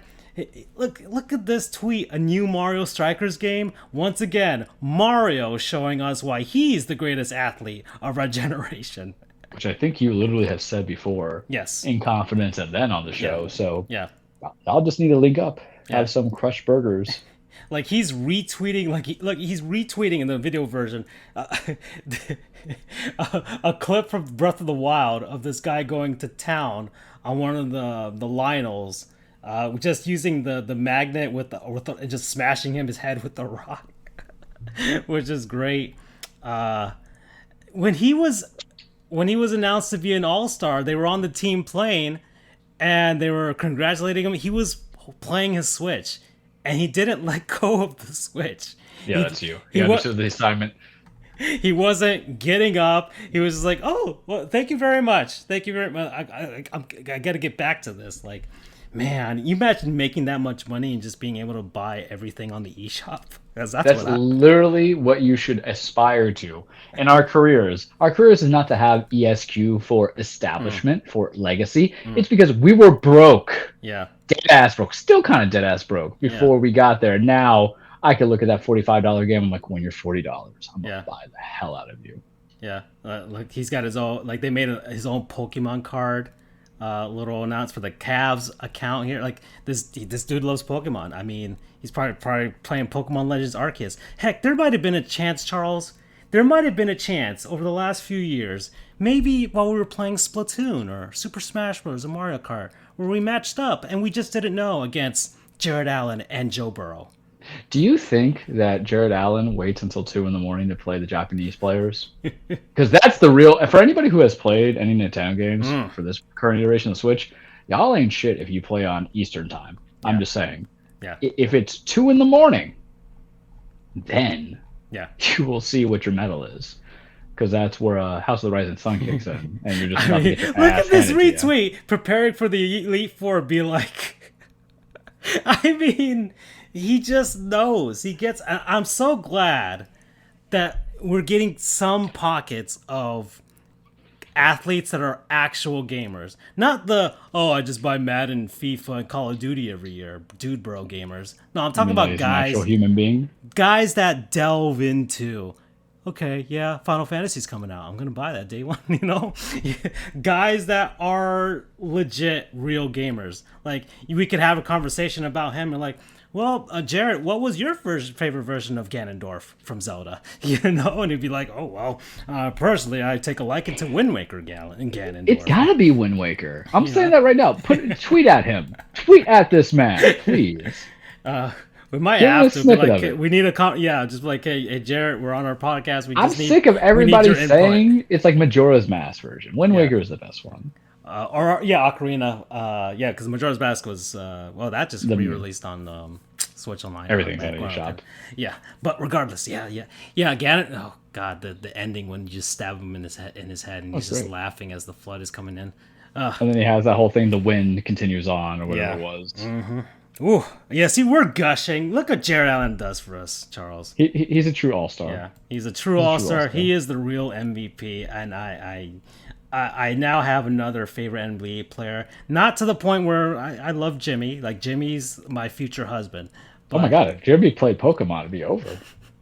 Yeah, it'd be crazy. No, I mean he's in our age group to decide if red or blue was truly the best. Because I've said before, but the thing between me and Jimmy is it's not even purely sexual. It's just I just feel like we'd make a really good couple, right? It'd just be like we'd just be really good partners. But if he is your true significant other. If he becomes if he's an actual gamer of some sort in that sort of sense, I'd be like, we might have to have a conversation as to who's the top or who's the bottom, you know? So like it's not even a thing. Like it's just like oh man.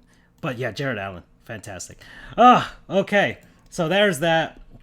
NHL at this point, let's see, we're at an hour 47. So at NHL, the Panthers actually lost a home game yesterday against Nashville Predators. I was very surprised. They've only lost 4 all season over in their home arena. But things keep on keeping on. Sean Avery is back with the Orlando Solar Bears. That happened today. That got announced today, Charles. I believe me. You got to remind me who the hell Sean Avery is. All right, so I believe me and Andrew have. We talked about him, I think. Yes, but that was like 3 years ago for me. We've most likely shared his highlights to you, but the most infamous one, and there's a rule specifically named after him because of this, called the Sean Avery rule, where he was on the New York Rangers, he was playing the New Jersey Devils, and Martin Brodeur, Hall of Fame goaltender, was trying to look at the play, trying to find things out, and Sean Avery just basically faced towards him and was just blocking his view with his body, with his arms, with his stick, any sort of way to make sure Martin Brodeur couldn't see the puck. And he was doing that pretty much every shift when his team was on the Devils' end of the ice.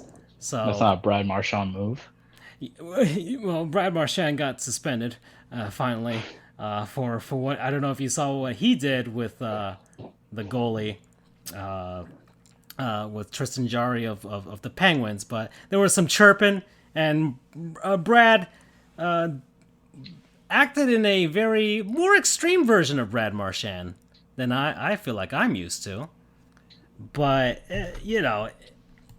he's a hockey player, and that's his game.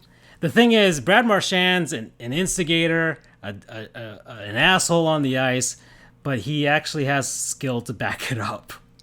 And that's a Charles vibe right there. And I may have to have a conversation with Andrew with regards to his worthiness for the Hall of Fame in the future, because Zdeno Chara's gone. Tuukka Rask is gone. Heck, Tim Thomas was gone a long time ago for the Bruins. And maybe BU is still listening to us and might want to chime in on here. Milan Lucic is gone. But the big staple with him and Patrice Bergeron. So just those two guys. But Brad's there. Brad's been there. And he's had some pretty good seasons in his career. Like, is it Hall of Fame worthy? Possibly, maybe. I have to look at the numbers, but he's definitely gonna get his number retired in Boston, for sure. I'm just going off on a rambling on right here, Charles. But just some NHL news that has popped out. Martin St. Louis has taken over the Montreal Canadiens, and they had their first meetup with him at the helm against the Toronto Maple Leafs. And boy, did the Habs spank the Leafs most recently, which was 5-2 was the ultimate score at the end, but I believe it was 5-0 at one point. In Montreal, always great to see Leafs fans overreacting. I believe a Leafs fan threw his jersey on the ice. And mind you, Charles, the Toronto Maple Leafs currently are on pace to have their best record that they've ever had in their franchise's history, which is like 100 years old at this point. Jesus. So, Toronto fans are delusional. They've always been delusional. But they might be at their most delusional right now. Because this team... They're a Tennessee Titan 13-3 season that we had in 2008, or was it 2009? 2009.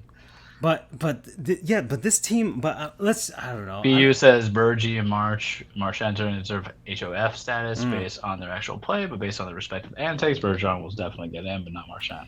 And that's kind of, there might be some of these issues, like basically the same conversation with like Major League Baseball and their Hall of Fame stuff with their off ice stuff. I still believe Marchand could get in because a lot of NHL players were assholes when they were playing, but maybe Marchand's more notable because he's just way more visible, and that nose is not perfect for hiding his antics either.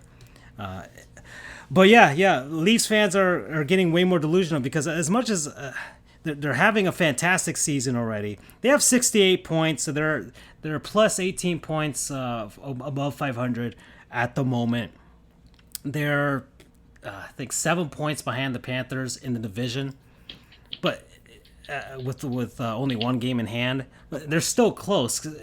I look at the standings and I'm like, the Lightning and the Leafs have not gone away. The Panthers are winning as much as, like, they're having the best season in franchise history themselves, and the Leafs and the Lightning are not going away anytime soon. Because after that, there's a clear separation between them and Boston. But unless the Leafs fall, and that might be the thing that Leafs fans they're just waiting for the fall at this point. They're waiting for the fall. They're waiting for something to go horribly wrong. It's not the syndrome that Cubs fans had, because the Leafs have made the playoffs, and the Leafs have the attitude of a team that's won a ton of championships like the Yankees, but haven't had the success to back it up anymore. Because they're like, oh, we have, I think, like, I don't know, 10 or 11, 12 Stanley Cups. And it's like, yeah, but it was since 1967 was the last time you went. And whole purpose about sports, though, for even modern day sports, is a hail to the glory. You're literally saying that after having the NBA 75th anniversary team with the acknowledgement that the best team in the NBA, based off of the amount of wins that you have, totality of the league would be the Lakers and the Celtics. Celtics being one, the Lakers being two. Yeah. But and the Leafs fans, but it's like they haven't done anything lately, and they're like a lot of that. I really don't stake a lot of stock during the original six era. A lot of people are going to be like, "Oh, there are 6 teams. That means that was the best talent pool of all time because every team was full of stars." No, not every team was full of stars. There were a lot of shitty teams back then. The New York Rangers were a shitty team for a long, long time. Because of the way... I'm going to comment this right now. When it came to ESPN's top of 75 of the NBA stuff, that was some of these guys are before the 3-point line. Yeah, So that's true. bring it to now even the NHL. Yeah, and the NHL, yeah, there was a lot of changes in rules and things like that. Goalies were not goalies the way they are now. That's for sure. Heck, even in the '80s, goalies weren't goalies the way they are now. They didn't wear helmets. They didn't wear masks. Like, things were different way back when. And the Leafs, there were a lot of shitty teams. The New York Rangers had a lot of shitty teams, a lot of crappy teams that wouldn't even stand on the ice today. Like, don't tell me the politics of the NHL back then were really weird too. Heck, I think the Montreal Canadiens had like an exclusive right to every player that came out of the province of Quebec.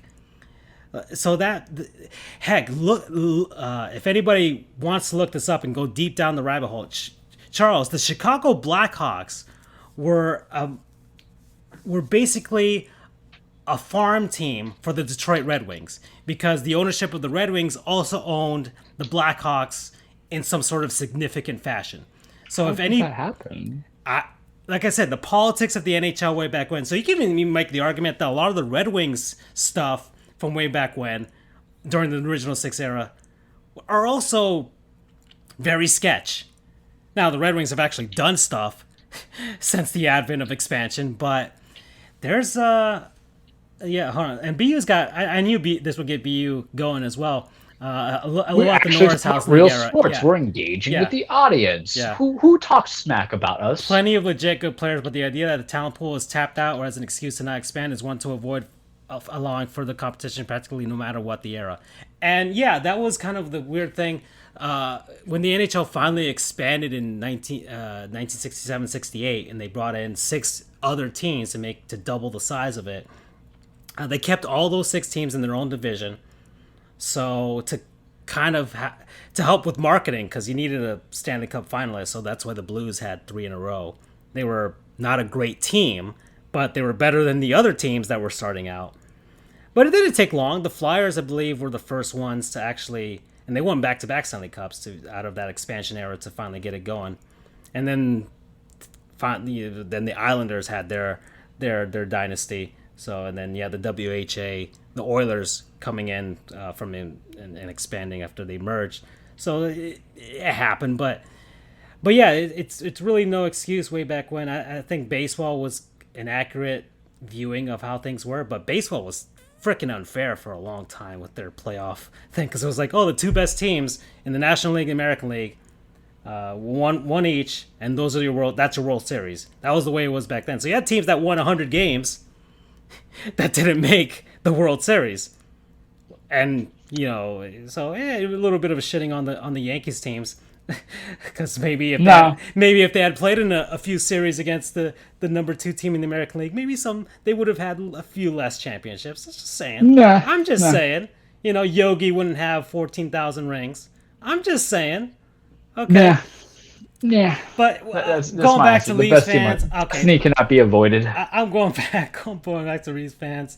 I don't know if you saw what Goose Gossage said, but he wants to throw Brian Cashman in the trash can. Look, I was the controversial take who said fire Boone 2 seasons ago, and I was on the controversial take last year that maybe you have to contemplate heading out Cashman, even though who else do we have that could be better? But sometimes it's life. Life is about hard decisions. So yeah. So I'm just gonna loop this into my Gottlieb's Goons, and then we can move into the wrestling segment. So yeah, Gottlieb's Goons are, for me, the Toronto Maple Leafs fan base. In general, completely. And I myself, Steve Dangle is funny, who does his own thing with Sportsnet and stuff. He got popular on YouTube and made something out of it for his sporting career, or sports broadcasting or analyst career. I don't even call him an analyst. He's just a dude that just got a following. But man, Leafs fans are just, the entitlement pisses me off about them sometimes. And of course, when the chickens come to roost at the end of the season, or by the first round of the playoffs, and they lose in some sort of weird fashion, that's always the great thing. It's a little too bad the Boston Bruins aren't a little better. I would have loved to have seen Florida win the division and then have the Leafs and the Bruins be 2-3 and have the Bruins beat the Leafs again in a game 7. That would be fantastic for me.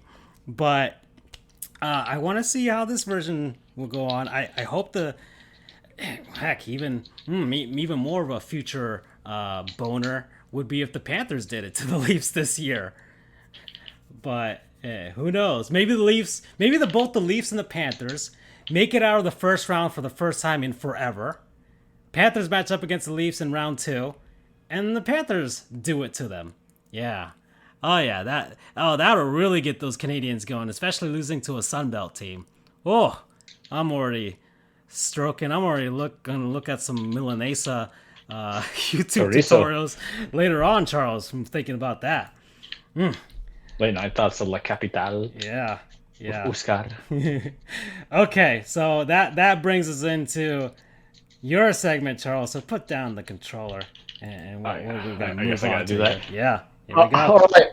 Welcome, everybody, to your weekly Truplex The Cage with Charles. Full disclaimer, wrestling is not fake. It is scripted. It's a stage fight. It's a song and dance. It's poetry, emotion. It's ballet. It's, despite what, legends like to say, I'm still going to call it ballet. There's a script to it. What can I say? You don't freestyle ballet. You freestyle jazz. Get out of here. It's a soap opera. It's a story about men and women trying to beat the holy hell of each other, establish their legacies, win championships, and then, once again, Vincent Kennedy McMahon frustrating the absolute shit on it of my hopes and dreams.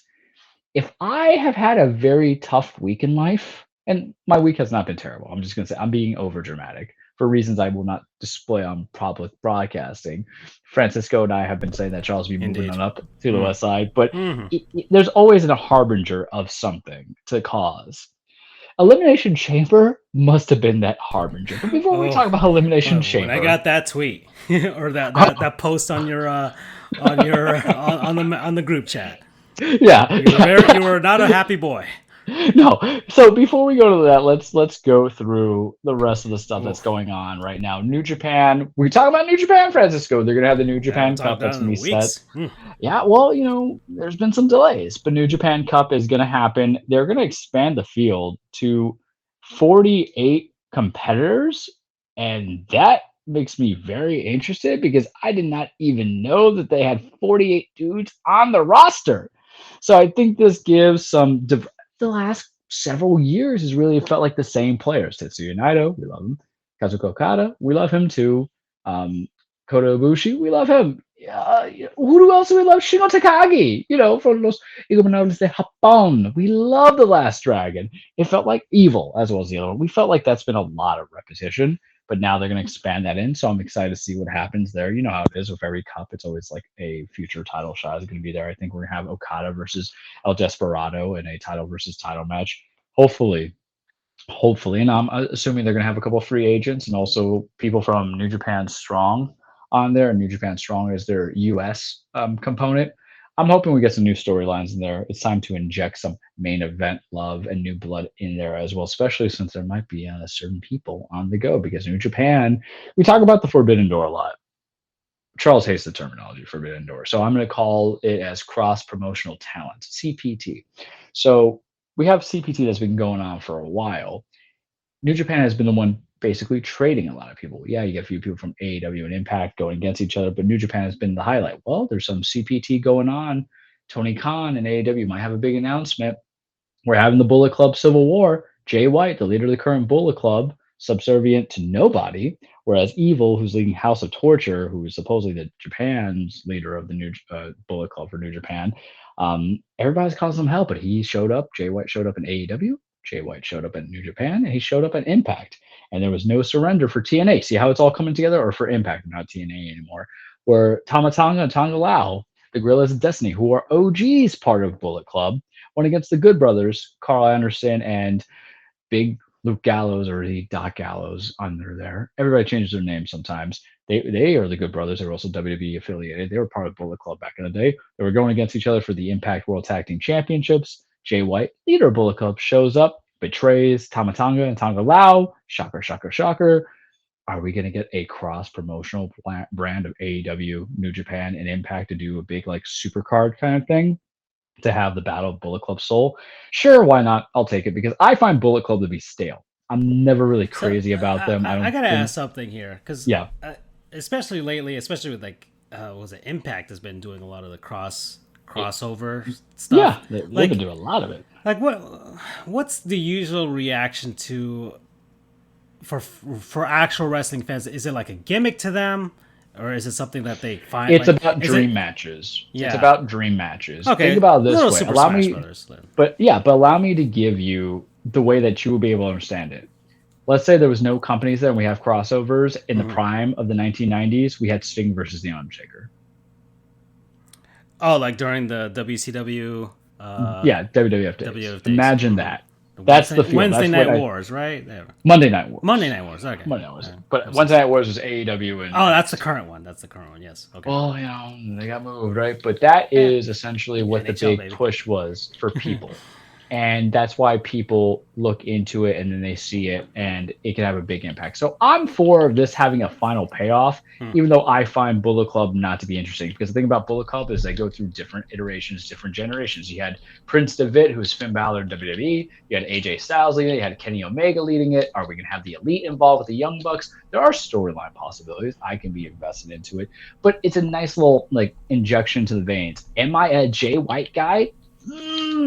I like Jay White. I don't think he was ready originally when he was being booked by Gato a couple of years ago as the guy who could dethrone everybody and beat everybody, but yet he was being pushed as main champion. He's held all these titles, but maybe now he's got his heel character in place. Look, he's got a punchable face now. I do like want to his say style. that we actually do have a sponsor today, Charles. Oh my God! Yeah. Is it's Mr. Tortilla, right? And no, well, that's our overall this season sponsor for sure. But for tonight's show specifically, we got Total War Warhammer 3. It's out now, so we got Sega on board right now. Okay, I'm really expecting Sonic the Hedgehog 2 to kill it in the movie theater. So like I'm ready to lather myself in a lot of stuff when I watch that movie, Charles. But yes, that's our sponsor for today. We have a sponsor, folks. So that's an interesting component. AEW, since it's going on right now, Dynamite on TNT. A couple things to bring about there. Buddy Matthews just debuted. Buddy Matthews being Buddy Murphy from WWE. Guy's all jacked up. I'm very happy for him that he's getting an opportunity to kind of show his shine. I don't know what his storyline is going to be. He just joined up a House of Black, which is Malachi Black and Brody King. Malachi Black was Aleister Black. Black and Murphy had a feud going on with each other for a long time. Had a set of matches that were just fantastic because they're just beating the holy hell out of each other. Isn't that what I he is like a in beefy wrestling? boy. That man is beefy. Look at him. That man is beefy. He's not colossal titan form, but he is man, he's like a miniature midget. Looks like Rio in Street Fighter 6. That just got pretty yeah, right? And everybody in their sick is like, look at Ryu's dong. I'm like, what? No, I just want to Hadouken somebody. I don't need to Haidonken somebody. Jesus. But he's good. He's on there. There's rumors that Swerve Strickland's going to be showing up. Or Shane Strickland. I don't know what he's going to call himself now. I know on Twitter he goes Swerve the Realist. We love you, Swerve. I thought you were very good. I hate the fact that Vince fired you. Revolution is coming up next month. I think it's in a week and a half. I still don't know if I'm going to order it. I probably won't because the card I'm not too in love with, but we have an updated lineup for the card. So right now, it's going to be Adam Cole versus Hangman Page for the title. We know what's going on there. Thunder Rosa versus Britt Baker. We'll talk about it. I've mentioned them in the past and the few that they've had, but we'll talk about it when the time comes for predictions because I think it's March 5th that they're going to do it. So if that's the case, we can do next week to be more AEW centric form of it. They have a triple threat match for tag titles. I mean, it's actually I'll end up having a weekend of Batman and then wrestling. It's almost perfect for me. And there's a couple other matches that are going to be happening and going from there. Why are we having Sting in a trios match with Sammy Guevara? This is booking that I hate. And then we're gonna have Chris Jericho and Andy Kingston, but we'll talk more about it. But it's going on live now in progress. So if there's any other weird thing that shows up, I'll definitely let you guys know about it coming into it. Sure. Who else do they have? Oh, they have Ricky Starks is going for that Face of Revolution match. Interesting. Let's talk about it. Let's get to it. NXT was last night. We're gonna have Braun Breaker versus Dolph Ziggler for the NXT. The Wednesday show allows Charles to Wednesday show allows me to reflect a little bit. It makes my life a little bit easier. So that's fun in of itself. However, let's talk about this a little bit. Let's talk about it for a second here. Elimination Chamber was this weekend. Not a happy boy. Not a happy boy. Statistically speaking, I was right about every match except for one. So I take pride into it. I'm very happy with it. And that's the problem. Wrestling has a predictability level. And I was right about every match except for one. And I didn't watch a majority of it because it was over in Saudi Arabia. So the start time was at noon, which means your boy, because he had his honey hot chicken sandwich, so he was miraculously healed. Went back, he went a lifting. My paralegal's like texting me. I was like, "Hey man," I'm like, "Oh, okay." He's like, "This is trash. This is good." So like that. Those matches I didn't care for. I don't care about another number one contenders match being the Elimination Chamber because it how is it that you're gonna have that be the most grueling match, but if you're gonna have the championship match actually be just like a simple one-on-one, it bothers me. It irks me. I don't know what to tell you. But then some things happened, and the big storyline that was coming into it was Bobby Lashley and Brock Lesnar. So let me tell you the positives. Lita versus Becky Lynch was actually very good, which I was surprised because Lita hasn't had a one-on-one in a while, and they put in like 12, 13 minutes of actual good work because I caught the back end when I came in. So there were certain matches that were good, certain matches that were bad, certain matches that were that I didn't get to see. Our king here, our tribal chief Roman Reigns tapped out Goldberg or submitted Goldberg, so that made me very happy. I didn't watch that match, but it was like an 8-minute squash essentially, which makes me so good. The whole thing about Roman, his whole thing is I've destroyed like every Universal Champion now. Everybody who held that title before me hasn't beaten me, which is statistically wrong because technically Seth won the match at the Royal Rumble because Roman got DQ'd. But who's using logic in wrestling? Not this man. But Goldberg, hopefully he takes some time off if he still wants to go from there and do that stuff. I don't know what to say. So at least seeing Goldberg get beaten up was good. Roman obviously is going to lead to Brock Lesnar. Says he's going to need some shoulder surgery. Yeah, he's going to need shoulder surgery. He's also 55. I mean, look, he's in great shape for 55. Yeah. I just don't know what he wants to do coming into it. But I like the women's tag match. I heard the women's elimination chamber match was actually good. I didn't watch it. I did not care to watch Ronda Rousey and Naomi versus Charlotte Flair and Sonya Deville. No, thank you. Ronda's arm was tied behind her back. Why are we doing these like carny gimmicks? I don't understand it. I don't need it. I was gypped out of a match with the Viking Raiders and the Usos. That didn't happen. It was like a pseudo no contest that they're going to save off for later. And then the match I was wrong about prediction wise was Rey Mysterio versus The Miz. I had The Miz winning because I thought we are going to be mature adults and build a storyline of just ending Rey and Dominic as father and son and leading to Mania. Instead, we just have The Miz lose. Now they're going to have Logan Paul at WrestleMania as his tag team partner. Just not needed. I don't know what to tell you, man. Like, it's whatever. Elimination Chamber match. What my two predictions were, it was going to be Brock and Bobby, right? And that Brock was going to win. I said it was going to happen. Vince can't help himself. The whole, Brock losing the title at Mania or at Royal Rumble to Bobby felt like a kind of knee-jerk reaction by Vince to get people excited for it, what have you. You have some great quality talent in that chamber. You had Brock Lesnar, you had Bobby Lashley, you had Seth Rollins, you had Matt Riddle, you had AJ Styles, and you had Austin Theory. That's some good quality stuff. And then I have these two colossal beefy men. I'm just very excited for this. I wanted this. I needed this to happen. And the first part of the match was kind of good. I was like, all right, it's like probably 15, 25 minutes. I'm like, okay, it's fine, because first came out with Theory and Seth Rollins. They're wrestling. Then Riddle comes out, they're wrestling. And then Seth buckle bombs Theory through Bobby Lashley's chamber pod. And there was obviously no connection to begin with, but then they made it seem like Bobby connected to the back of his head to the barricade, and he was acting all woozy. And then AJ comes in, and then Bobby's leaving. Francisco, he's leaving the chamber, and you're like, oh, is he going to come back in? That's how we're saying he'll feign any kind of being hurt, stuff like that. And so now you have 4 of these men coming in, and then they announce Bobby Lashley is in concussion protocol and will not be competing, which means the winner will be a new WWE champion. I'm like, oh shit. I'm like, I don't like this. I don't like this at all. Like, it did not give me the good feelings come in there. And then you have some really well-established guys.